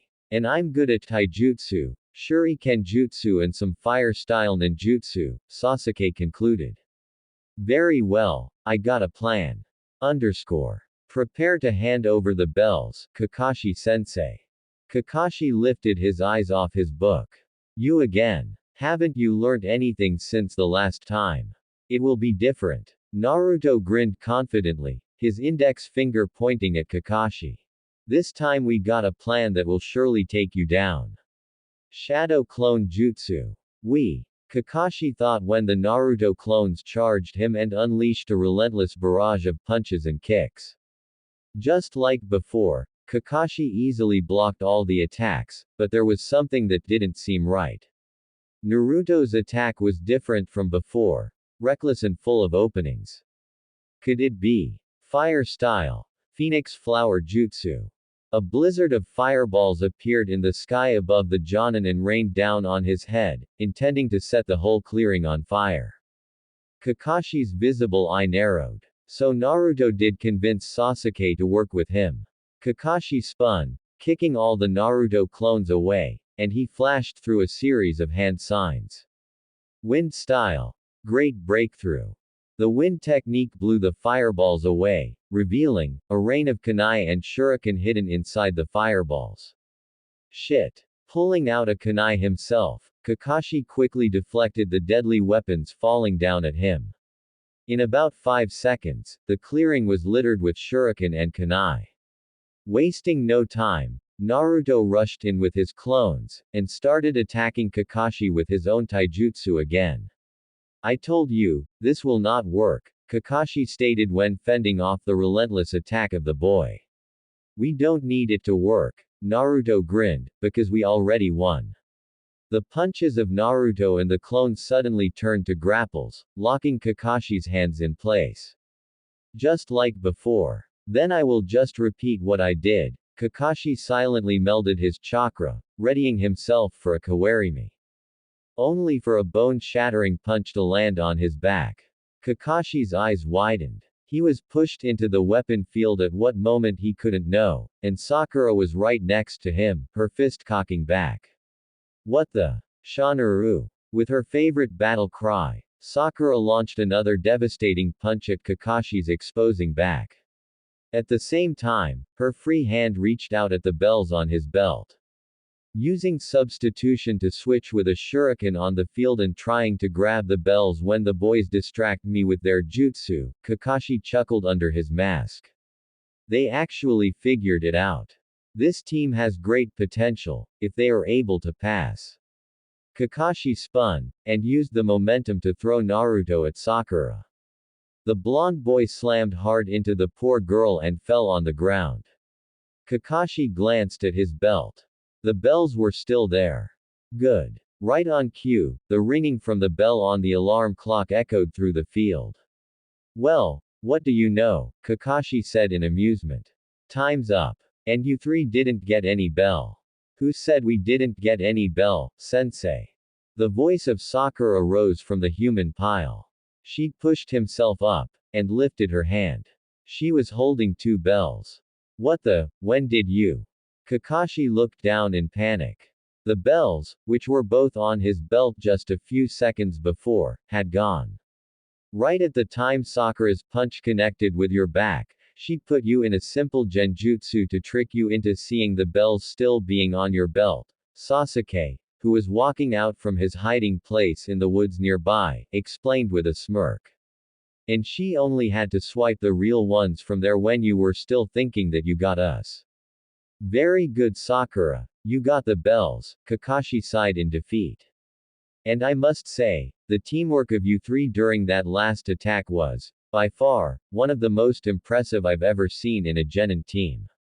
You even landed a clean hit on me, which no team had ever managed to do before. But now you have 2 bells, Sakura, so which of your teammates will you choose to pass with you? Hell yeah. Of course I will choose. But Sakura faltered when she looked at Naruto. She hated to admit it, but during this test, the one who did the most was Naruto. He was the one who gave both of them their missed breakfast in the morning. He was the one who faced Kakashi-sensei first. And without Naruto, they could never have figured out the true meaning of the test. If there was anyone who deserved to pass the test the most, it would surely be Naruto. Meanwhile, the only thing she managed to do was fainting. If she and Sasuke passed the test and Naruto didn't, it would not be fair for him. But if Naruto passed, it would mean either she or Sasuke failed. Sakura's hand trembled on the thought. She couldn't decide. Of course she couldn't let her Sasuke-kun fail. But she didn't want Naruto to fail, either. Should she just be a heartless ungrateful bitch and kick Naruto out of the team, or abandon her dream and let Naruto and Sasuke fulfill theirs? If you cannot decide, then I will. Sakura jerked when Naruto plucked the 2 bells out of her hand. Hey! She protested. Naruto split the bells, and threw each of them to Sakura and Sasuke, shocking all the other 3 people in the training ground. Now each of you has a bell. Guess I'll go back to the academy, then. But, why? Sakura stammered in shock. She couldn't understand why the blonde did that. Naruto gave her his trademark foxy grin. Well, I have failed the graduation exam 3 times, so I guess a 4th time would not be that bad. And who knows? Maybe this time I can even be Rookie of the Year with my shadow clone jutsu. Guilt twisted Sakura's stomach. Naruto was giving himself up just for her and Sasuke to pass. Images of the times she did horrible things to him flashed through her mind. Then I will go back to the academy too. Huh. Naruto blinked. During the test I couldn't do anything but fainting, and without you I could never figure out the trick of the test. Sakura inhaled sharply, and continued. If there is anyone who doesn't deserve to pass this test, it is me. Silence filled the air again. And finally, Sasuke said. If it comes to that, then it means I shall go back too, right? There cannot be a team with only one member. Kakashi couldn't help but smile under his mask. He managed to change both Sakura and Sasuke in such a short time. You really are the most surprising shinobi of the leaf, Naruto. So that's it, huh? Naruto stretched his back, and yawned. Well then, do you guys want to go to Ichiraku's with me? This time I'll treat it. Really? Sakura chided him. Is the only food you know in this world ramen, Naruto? Hey, it's delicious. Naruto defended his favorite cuisine. Sasuke just, Haned. Where do you think you're going? The voice of Kakashi suddenly rose behind them. I haven't announced the result of the test yet. The 3 genin stopped on their trail. I hereby announce Team 7, passed the test. Naruto was snoring very happily. Hey, it can't be helped that the bed in his newly acquired Namikaze estate was astoundingly comfortable. The bed in his old apartment was no match for this heaven.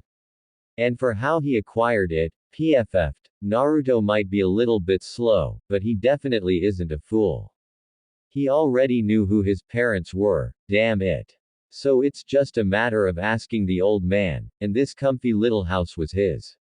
Sure, it's not a huge luxury mansion, or a whole clan ground like the Uchihas, but hey, it's still his house, his inheritance. It's much better than the trash called his old apartment. Hey, Naruto, wake up. So it was natural that the voice of the man standing at the end of the bed didn't even seem to reach his ears. On the count of 3, if you don't wake up, there will be trouble. Naruto just mumbled sleepily. Don't say I didn't warn you. And a bucket of very cold water was dumped unceremoniously on his head. $% and $. What the hell was that for you bastard? Naruto bolted right up. A barrage of profanities shot out of his mouth, making Matabi blushed, Shukaku giggling like mad and Kokuo clapping his hands around Saikyo's ears, making the girl puff her cheeks angrily. Then he looked out of the window. What the hash percent carrot dollar hash percent hash? The sun isn't even up. Shukaku, Isobu, Goku, Kokuo and Chome just grinned cheekily. Nature manipulation training is coming up. Now get out of that bed, unless you want to take a bath again. Naruto groaned. That was the price for having all 5 nature chakra affinities, and a bunch of drill sergeants in the form of the tailed beasts living together with you. Flashback. Naruto approached Kakashi at Training Ground 7. Kokuo had told him to ask Kakashi to check his nature affinity. But why do I have to do that? I have wind as my nature, Naruto asked in confusion. Well, I just want to check if my suspicion was right, the horse answered. Come on, it won't hurt to know.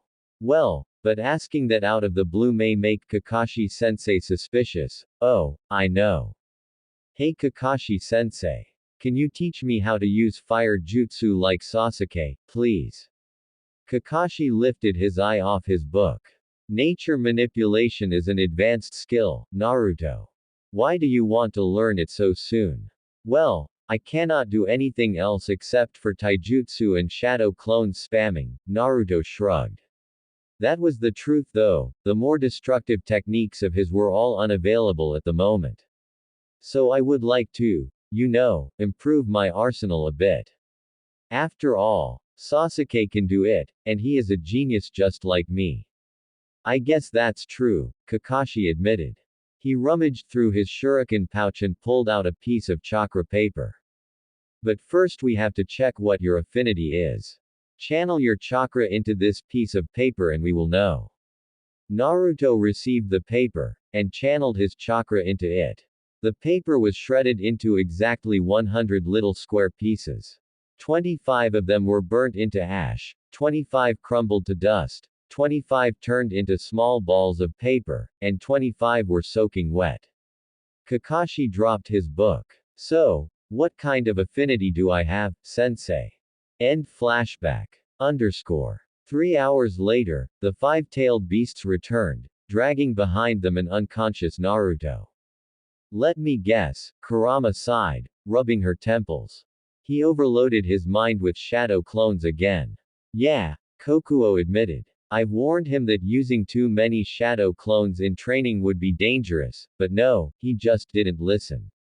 So, how many clones did he use? Over 9,000, sighed Kokuo. Yuki, who was in the middle of drinking, spat all the water in his mouth at Goku's face, who was, unfortunately, sitting in front of him. What? 9,000? There's no way that can be right. Then he saw Kurama's face. Can it? Kurama shook her head. He is Naruto, you know.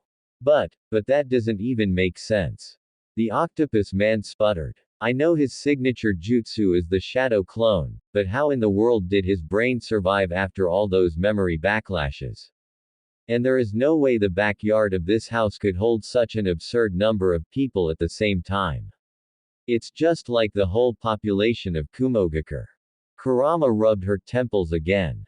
Behind the house was a forest. And remember, with Naruto, there is no such thing called making sense in his dictionary. In front of them, the mess which was Naruto started to twitch. Ah, what hit me? Naruto groaned, pushing himself up from the ground. Ah, he's awake. Isobu noted. That was quite fast. I thought he would have been in a coma for at least a week. Naruto, Kokuo looked at his eyes and said in a serious tone. Training is good, but overexerting yourself like that is intolerable. From now on, I will only allow you to use 100 clones at most during training. What? Naruto protested. But that is not fair. I can create even more than I did today. Why should I restrain myself like that? Remember Naruto, when a clone is dispelled, its memories and experiences will be transferred back to the original, the horseman lectured. If it was just 1 or 2 clones, or even 10, it would be fine, but the memory backlash of thousands of clones is not something to joke about. You saw what happened when you dispelled all those clones at the same time. To a normal person, it might cause a shock to the whole nervous system, his body might stop functioning properly, and in the worst case, he dies. That is the reason why the second Hokage declared jutsu a forbidden one right after he invented it, and only the small-scale version of it is common among shinobi. But that will take too long for me to learn things. Naruto pouted. Now you're being hypocritical there, Naruto.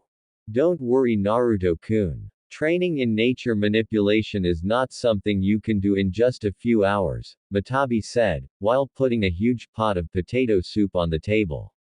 I still remember when Yugito trained her fire element, she needed half a month before she could create a proper fireball. Actually, I was able to do it.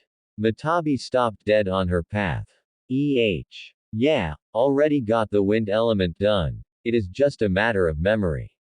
I also managed to wet half a leaf, and made another one break apart, Naruto mumbled. But when I tried burning a leaf, it just dried up a bit before returning to normal.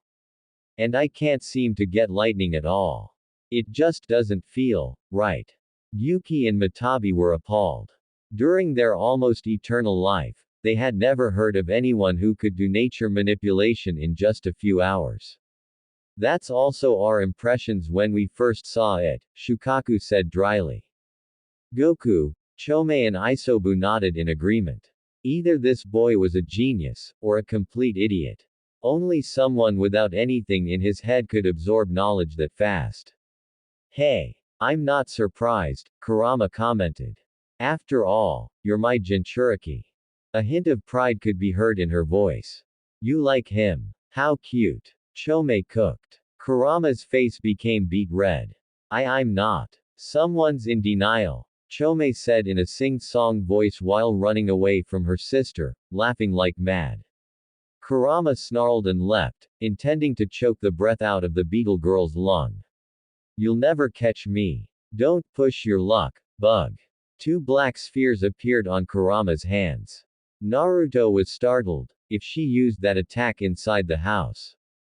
2 tentacles made of plants suddenly burst into the room, wrapping around the 2 girls' bodies and tying them up. Sis, how many times do I have to tell you not to fight inside the house? It was Saikyo who had just arrived from the kitchen, holding 10 bowls in her hands. Massive killing intent was leaking furiously from her, and the air in the room suddenly felt like freezing. And she was smiling. Sweetly. Too sweet. To the point of disturbing. Let's cool your head down a little, shall we? Kurama and Chome shook their heads frantically, their bodies quivered, and for the first time, Naruto could see an expression he never thought he would see on the 2-tailed beast girls' faces. Fear. Saikyo put the bowls she was holding on the table, and walked out of the house through the back door. The 2 wicked tentacles pulled the 2 struggling girls out of the room, and a minute later, wailing screams filled the air. No way, Naruto muttered in his breath. Since when has Saikyo-chan been so scary? Trust me, you haven't seen everything yet, Yuki mumbled in the same tone, his face pale in utter horror. Naruto gulped. After a few minutes, Kurama and Chome dragged themselves into the house. Their faces were full of bruises, and lumps could be seen on their heads. So, let's get to breakfast, okay everyone.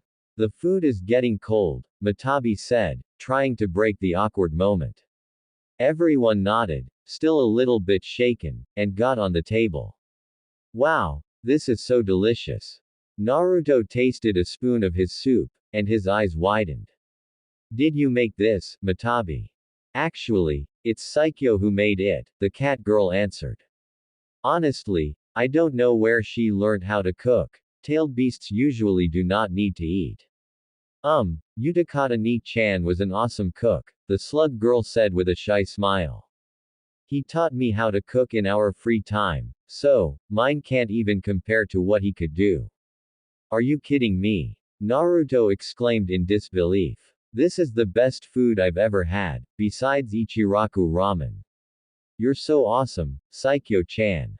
The white-haired girl blushed hard. Seriously, what's with girls and changing their attitude like flipping a book? Naruto's second bowl was devoured as quickly as the first one.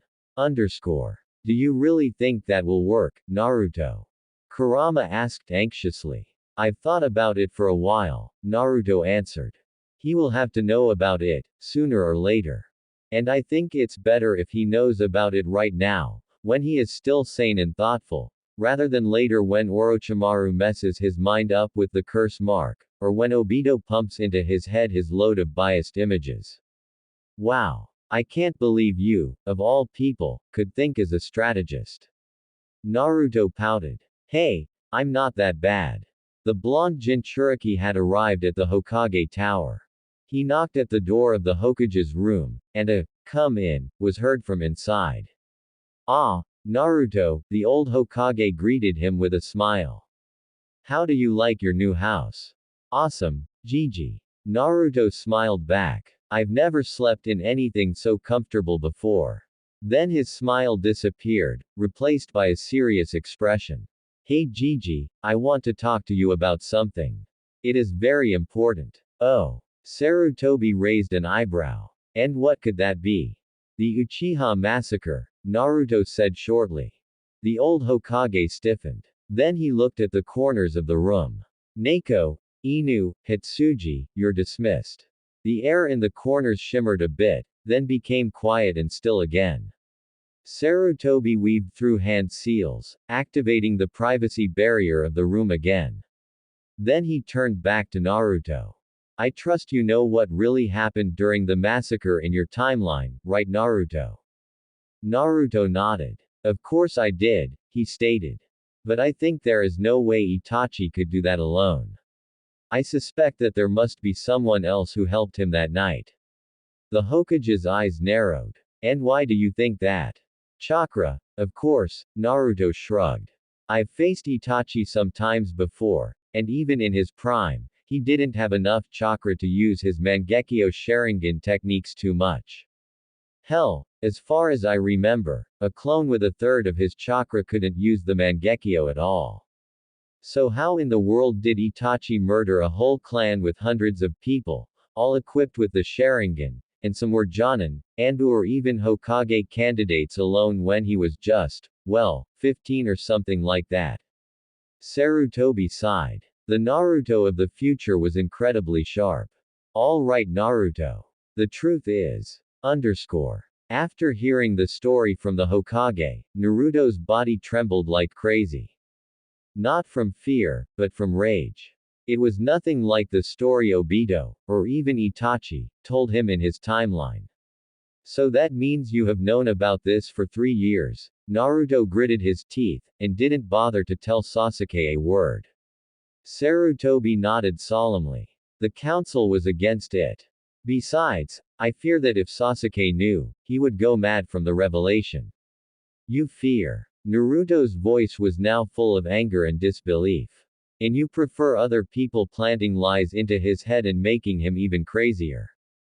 During my time, he was mined by Itachi twice, then marked with a cursed seal by Orochimaru, making his head even more of a mess, and was finally told a version of the story without all the important facts, which made him an even more deranged person who tried to destroy the village to purify the name of the Uchiha clan. All because there was no one who told him the whole truth about that incident. And you think that is better for him? Sarutobi sat there, horror-struck. He hadn't even thought that his hiding the truth could affect the mind of the Uchiha loner that much. Naruto stood up. I'm leaving, Gigi. I hope you understand what you have to do right now. If you don't do it, I will, because I don't want to lose one of my friends to madness and hatred. Not this time. Release the barrier. That was a command. The old man complied dumbly, while staring at the back of the blonde boy who was retreating from his office. Never before had he felt so old and weak. And something inside the man snapped.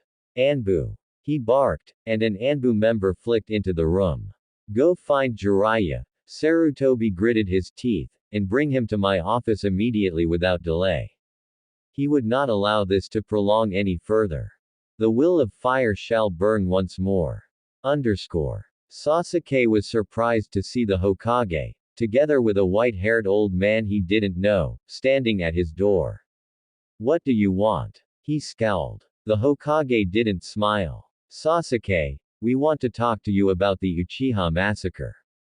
I don't want to talk about it, snarled Sasuke, trying to slam his door closed, but Sarutobi stopped his hand.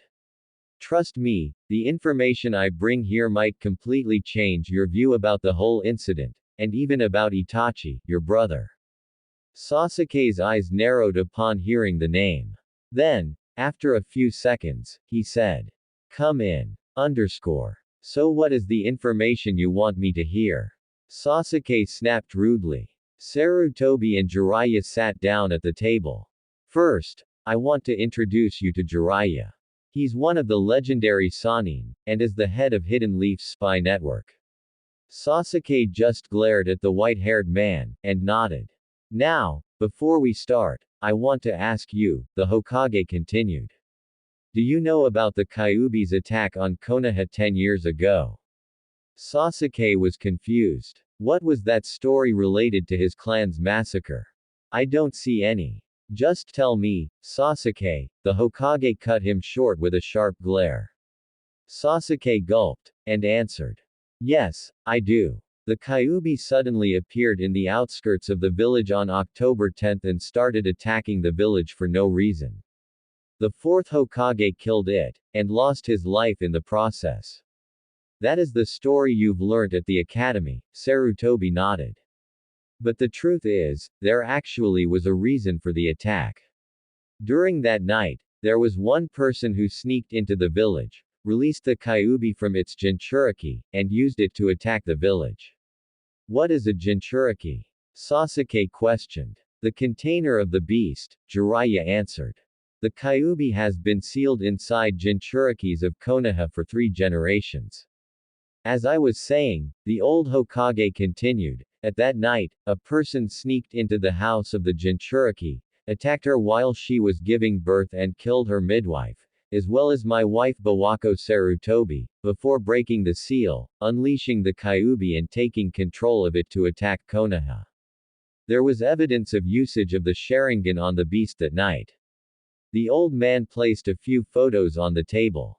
In the photos were the image of a 9-tailed fox, and its eyes were in the familiar 3-room shape of a fully matured Sharingan. Sasuke was stunned. Do you know who the first person taking control of the Kyuubi in history was, Sasuke? Jiraiya suddenly asked. Sasuke nodded. Yes. From what I know, the first person who gained complete control over the Kyuubi was Madara, Uchiha. Then his eyes widened in realization. So that's it, huh? He snarled. You destroyed the Uchiha clan to prevent the Kyuubi incident from happening again. Sarutobi raised his hand. Please let us finish before you raise your idea. That was just a simple request, but the power and authority hidden inside was the most incredible thing Sasuke had ever felt. He gritted his teeth, but complied. The problem here was not the fact that the attacker that night was an Uchiha with the Sharingan, but was that the Uchiha clan didn't do anything to help defend the village during the attack. One of the greatest clans in Konohagakure, with over 200 potential shinobi still in rotation, and none of them showed up to report during the night of the attack. It's just like they had wanted the Kyuubi to weaken the village's defense. Connecting all the evidence, we couldn't help suspecting that there was something fishy going on within the Uchiha clan. Therefore, I had established a secret investigation on the clan, and this is the result. The Toad Sage pulled out a scroll from his shuriken pouch and put it on the table in front of Sasuke. Quietly, the boy opened the scroll, and his eyes widened. No way, my clan planned to overthrow the Hokage, and take over the village. He muttered in shock. I'm afraid they did, Sasuke.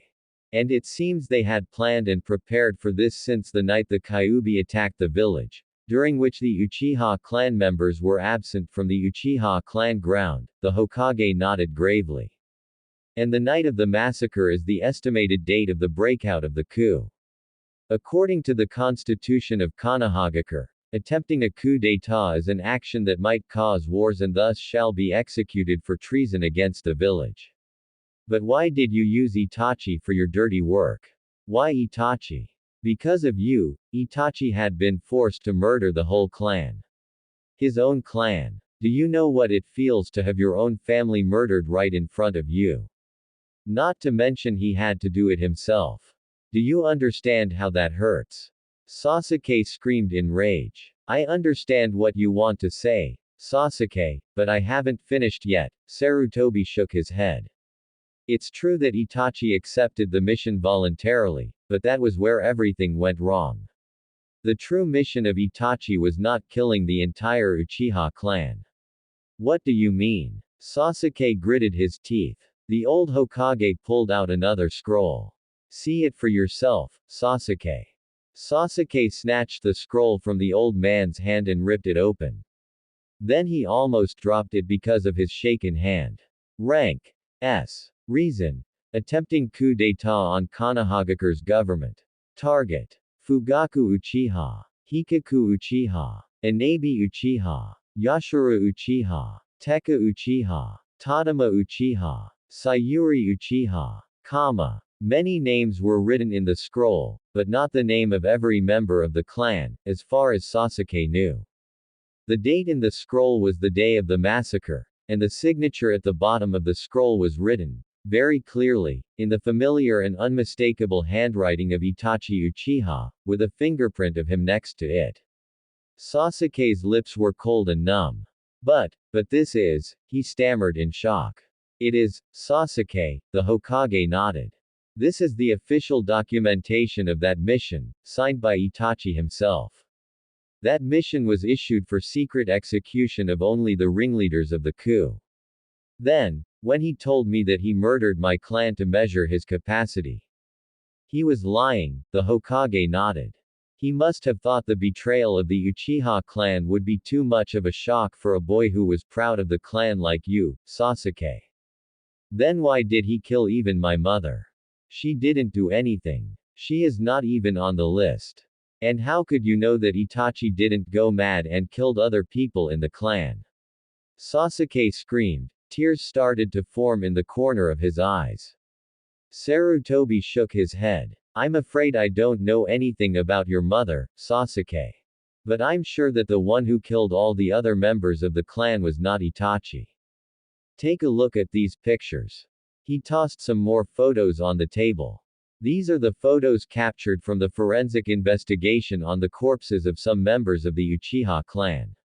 You have learnt about weapons at the academy, so you can see that the wounds are too big and shallow for a tanto or a kunai, and the cuts were very clean.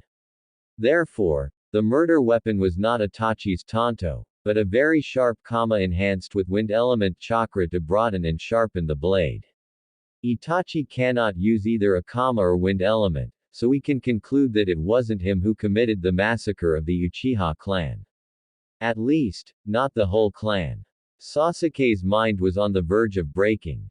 But, then why did Itachi run away from home and become a missing nin? That is not something which can be discussed at the moment, Jiraiya interrupted when Sarutobi started speaking. However, I can assure you that the decision of leaving the village is of Itachi himself. He came to the Hokage and requested banishment right after the massacre.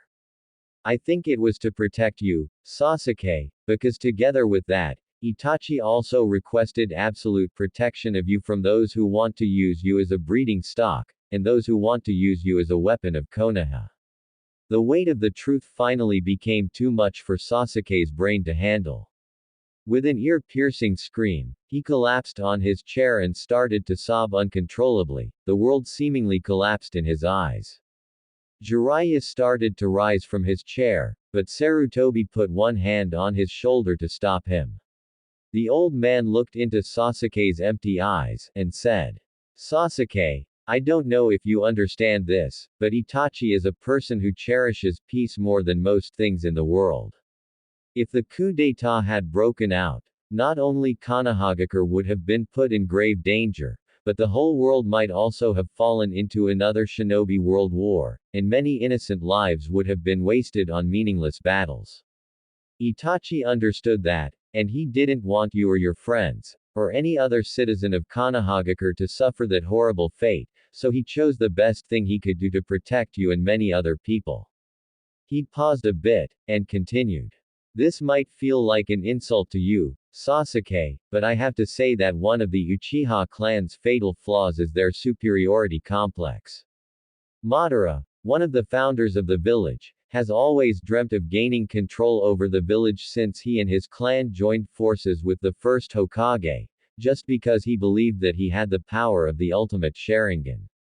Even before the village was established, people in the Uchiha family had always waged war with other clans just to prove that they are the most powerful, and that they have the right to dominate everyone.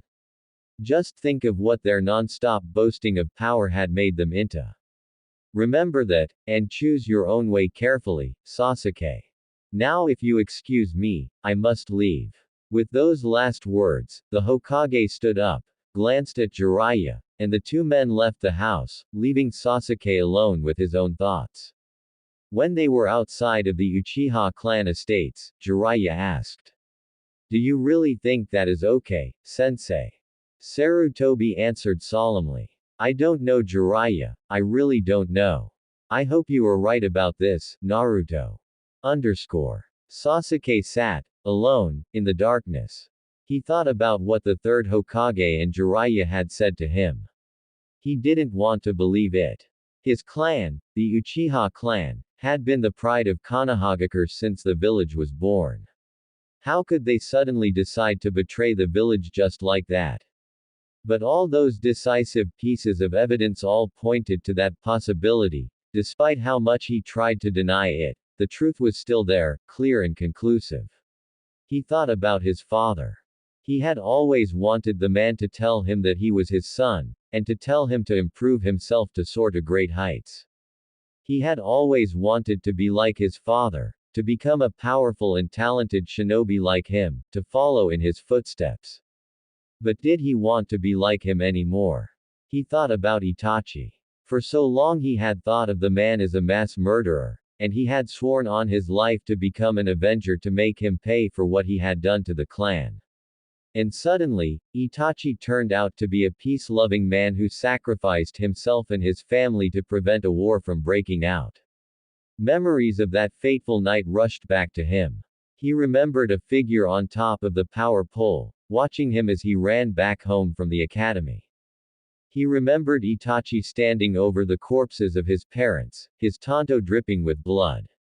He remembered facing the man on the street, his eyes morphing into the Mangekyo Sharingan. And he remembered that night, Itachi's face had been full of tears. Blinded by revenge, he had never even stopped to consider thinking what that meant. Sasuke stood up. The sun was already half down the mountains afar, and the sky was turning red. Just wait for me, Itachi, he mouthed quietly. Someday I will find you, and you will tell me the whole truth. With your own mouth. Why did you tell the Uchiha boy about that without asking us, Sarutobi? Kaharu Udatane slammed her hands on the table in front of the Hokage in rage, making the paper on it fly everywhere. The old Hokage just threw her a sharp glare. And tell me, why should I ask you about what I am going to do to one of my shinobi, Kaharu? We are the council advisors. The old hag screeched, not unlike a certain pink-haired kunoichi. We have the right to know. Killing intent suddenly filled the room. The two advisors slumped down on the ground in fear, choking on their spit when Sarutobi stood up, his eyes glued to their faces with a menacing glare as if he was out for their blood. Listen up you, the old man growled. You may be the council advisors, but I am the Hokage. This is a shinobi village, and I hold absolute power over all shinobi and kunoichi in this village, including you. What I decide to do with my shinobi is not of your competence to interfere. Understand? Kaharu and Homura nodded shakily. They understood that, Despite being an old coot just like them, Hiruzen Sarutobi was not known as the third god of shinobi for nothing. Anbu. The Hokage barked. Get these two meat bags out of my office. Behind the door, Danzo Shimura cursed in his mind. He didn't expect the old monkey Sarutobi to make a comeback like this. Because of this, his plan to take over the Hokage seat in the near future would be much harder to bring into action. But no matter, he still had other ideas in mind. Kakashi sensei is late again. Sakura tapped her foot on the ground in annoyance. Naruto sighed, shaking his head. Well, he is Kakashi sensei after all. We shouldn't have listened to him. This was the fourth time that sensei was late in a team meeting. He said that they would begin their first mission that morning. But seriously, who in their right mind would issue missions for them at 5 freaking a.m.? Damn that Kakashi, Sasuke grumbled. Luckily I'm used to waking up early. Well, going back home now is just silly, Naruto started. How about sparring until Kakashi-sensei arrives? I'm getting itchy for a good fight. Sakura hesitated. I don't think doing that before a mission is a good idea. Very well, Sasuke cut in. I also want to see how strong you really are. After the bell test, everyone in Team 7 had seen Naruto with a different eye. Naruto grinned. Sweet. So how about you and Sakura team up against me? Sakura raised an eyebrow. 2 against 1. What makes you so confident? Naruto deadpanned, then crossed his fingers. A shadow clone appeared next to him in a puff of smoke. Sakura groaned. Right, say no more. Then let's get started, Sasuke declared with a smirk. Naruto grinned back at him. Bring it on. Hey you 3, I was going to come here at 5, but a black cat crossed. Orya. Kakashi had to jump out of the way when a shadow clone of Naruto was thrown straight at his face. Hey, you're actually quite good, Naruto, Sasuke grinned between heavy breaths. What did I tell you? Naruto grinned back. There was no sign of fatigue on his body. I'm just that awesome. Then they charged at each other again. Next to them, Sakura was out cold on the ground. Her face was full of bruises, and her left eye sported a brilliantly purple shade. Kakashi sighed. He knew that it's time to stop the two boys. Alright, you two. It's time for our mission. Sasuke finally collapsed on the ground, drained out. Damn it, Naruto, he panted in exhaustion. Do you ever get tired in your life? Haha, no, Naruto answered with a smile. People didn't call me a walking tank of stamina for nothing. Hey, don't ignore me. Ow, my head, Sakura woke up with a groan. Do you really have to punch me that hard, Naruto? Naruto scratched his head sheepishly. Sorry Sakura, but if I hadn't done that, you would have drilled me to the ground with your own punches. But really, I didn't think a punch like that could knock you out. Well, sorry for not being a stamina freak like you. Sakura retorted. An ominous aura of depression suddenly covered the training field, making the 3 genin turn their heads. The source of it was Kakashi, who was now sulking on the ground, a rain cloud floating over his head. My cute little genin is ignoring me. What's wrong with him? Sakura raised an eyebrow. Nah, just let him be. He'll get better, Naruto answered with a shrug. Alright, so today you'll officially start your shinobi career, Kakashi said with a voice full of authority. What we're doing today is something incredible. It concerns the life of citizens of Konohagakure. It is the fear of all generations of shinobi, in all ranks, of all ages. So what is it? Sasuke asked. He was starting to feel irritated. Kakashi gave him an eye smile. D-rank missions. Unfortunately for Kakashi, he focused too much on Sasuke to notice Naruto's evil grin.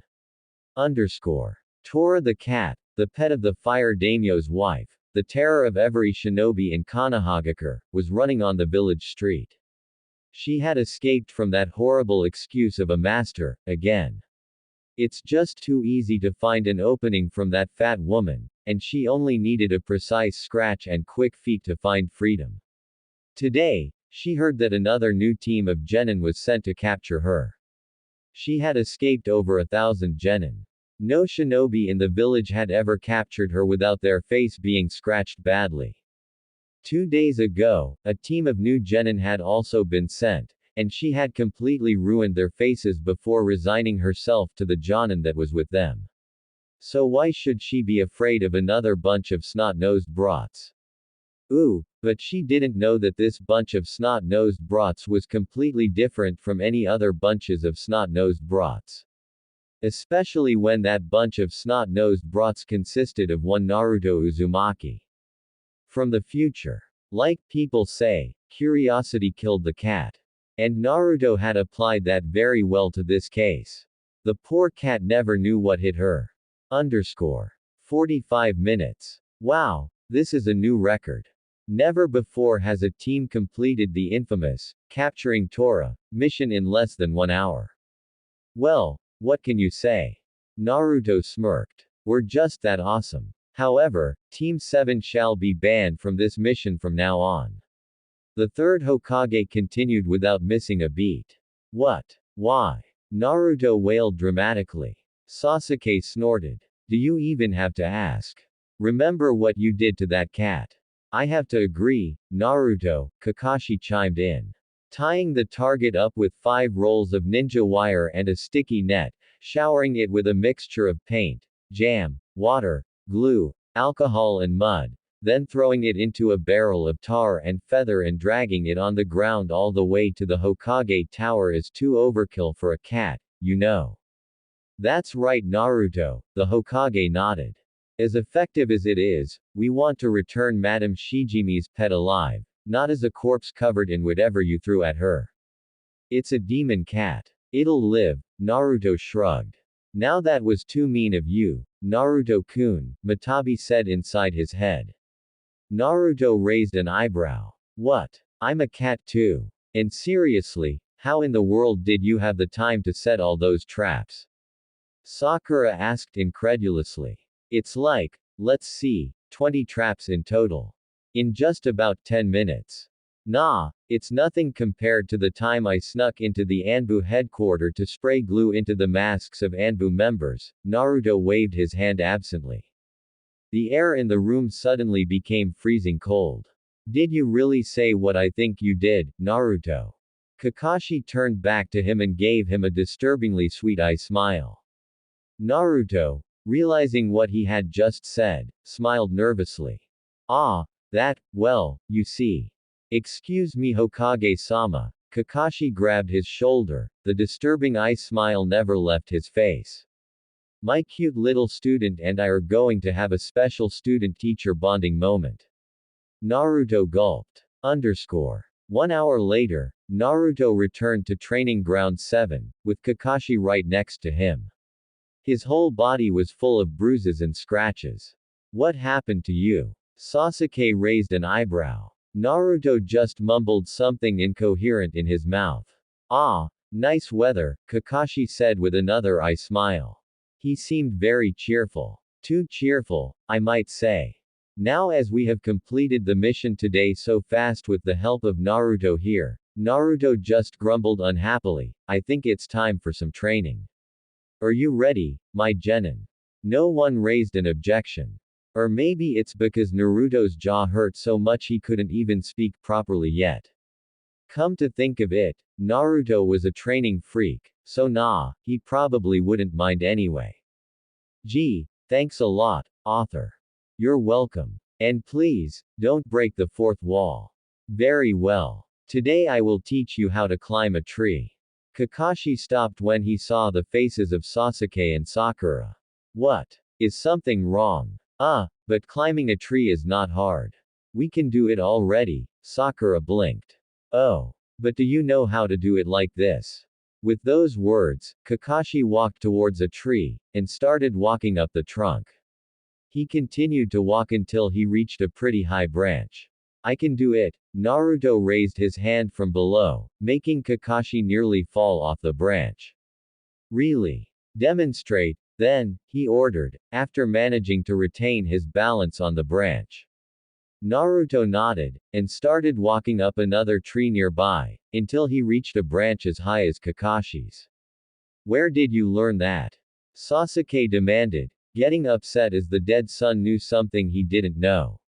Oh, I saw someone do that before, and decided to ask them how to do it, Naruto shrugged. I've just completed it a few days ago.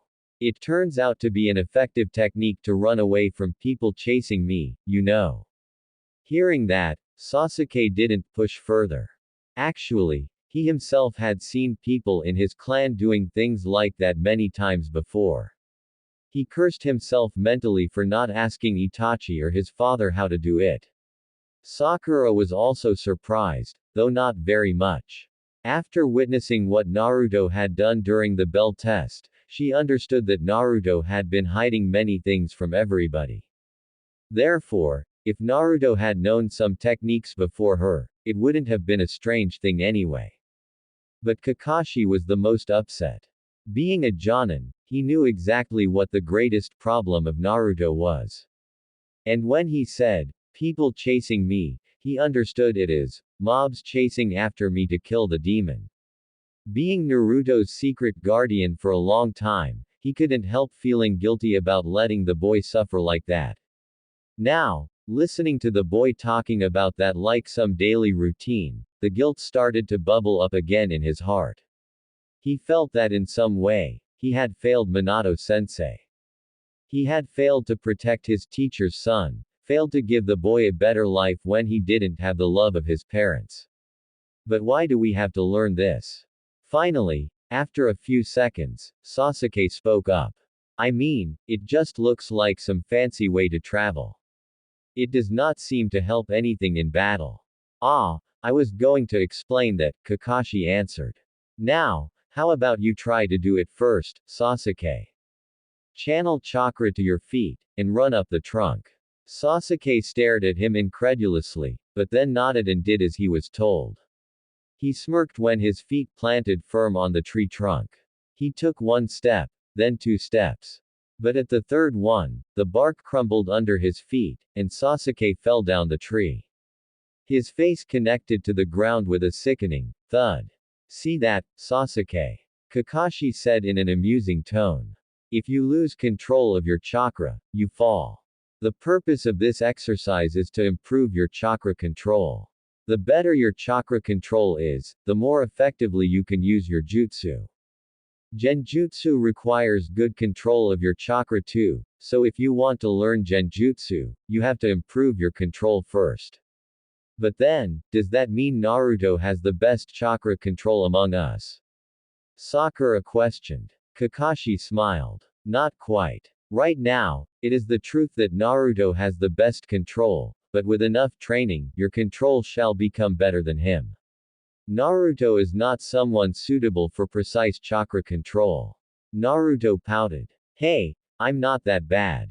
Right, right. Well, if you're that good, how about you looking after your teammate for a while? I have some work to do. And Kakashi flickered away without letting Naruto say a word. Naruto stared at the place Kakashi had just disappeared from for a while, then grumbled something sounded suspiciously like, damn lazy bastard. Sasuke was frustrated. Sakura had got the technique at her first try. Meanwhile, his best was just 10 steps up the trunk before he lost control and fell to the ground. Hey, done, give me some tip. Naruto looked at Sasuke and sighed. Yeah, whatever timeline or age he was in, Sasuke was still a jerk. Sasuke, he started with a tone full of annoyance. If you want someone to help you, you should stop using that tone. Who the hell do you think you are, my father? Sasuke bristled. I am an Uchiha. And how does that make you different from anyone? Naruto cut him short with a sharp voice. Greater men than you have gotten themselves killed because of that stupid, I'm from a great clan, thing. Even if you are strong, there will always be someone in this world who is stronger than you. Can you defeat the Hokage? Can you defeat Kakashi-sensei? Hell, can you even defeat Iruka-sensei when he is serious? In this world, you are nothing yet, Sasuke. Do you ever feel that everyone in the village doesn't care about you and your clan? Well, sorry, it's not like everyone ignores you, it's that attitude of yours that makes you ignore people, and people scare you. Stop hiding behind your clan name and be a man. Anger started to boil in Sasuke's head. He opened his mouth, an insult ready to be thrown at the blonde in front of him. Then he faltered. Because he realized retorting only proved what Naruto said was true. During the bell test, he couldn't even land a hit on Kakashi alone, even when the Jonin was not fighting seriously. Even more so, he was humiliated by said Jonin with a stupid trick. Even he himself understood that the gap between their ability was too great. Since he was a child, his father had taught him that the Uchiha was always the strongest. He was proud of being born into the Uchiha clan, of bearing the Uchiha name and wearing the symbol of the clan on his back. But now looking back, he could see that despite bearing the name of his family, he was still just a weak genin. He was still just a grain of sand in this whole desert called the Shinobi world. And after what the Hokage had told him the previous day, he said that the fatal flaw of the Uchiha clan was the pride of their own power.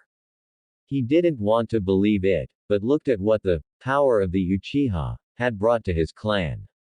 They planned a coup on Konoha, and were massacred in the process. Could it be that he was right? Could it be that his pride in the clan name had made him forget who he really was? Fine. After a while, Sasuke grumbled begrudgingly. Can you give me some advice? All right, Naruto smiled. He was happy that Sasuke decided to be nice for a change. It was just reluctant, but a change is still a change. What do you feel when you focus your chakra?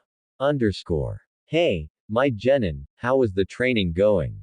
Kakashi's voice trailed off when he saw Sasuke and Sakura running up and down the tallest trees in the training ground just like walking on flat ground. And Naruto was looking at them from a lower branch, grinning cheekily while hanging himself upside down. Wow, you did a great job as a teacher after all. Maybe I'll let you be the sensei of the team for a while, he joked. Naruto just stared at him with a deadpan expression, while Sasuke and Sakura gasped in horror, and fell off the trees they were running up. So friends, this was episode 1 of this epic time travel adventure. If you enjoyed it and want episode 2 soon, make sure to like, share, and subscribe to the channel. Also comment down your thoughts. If you were given one chance to go back in time like Naruto, what would be the very first thing you would change? I'll see you in the next episode.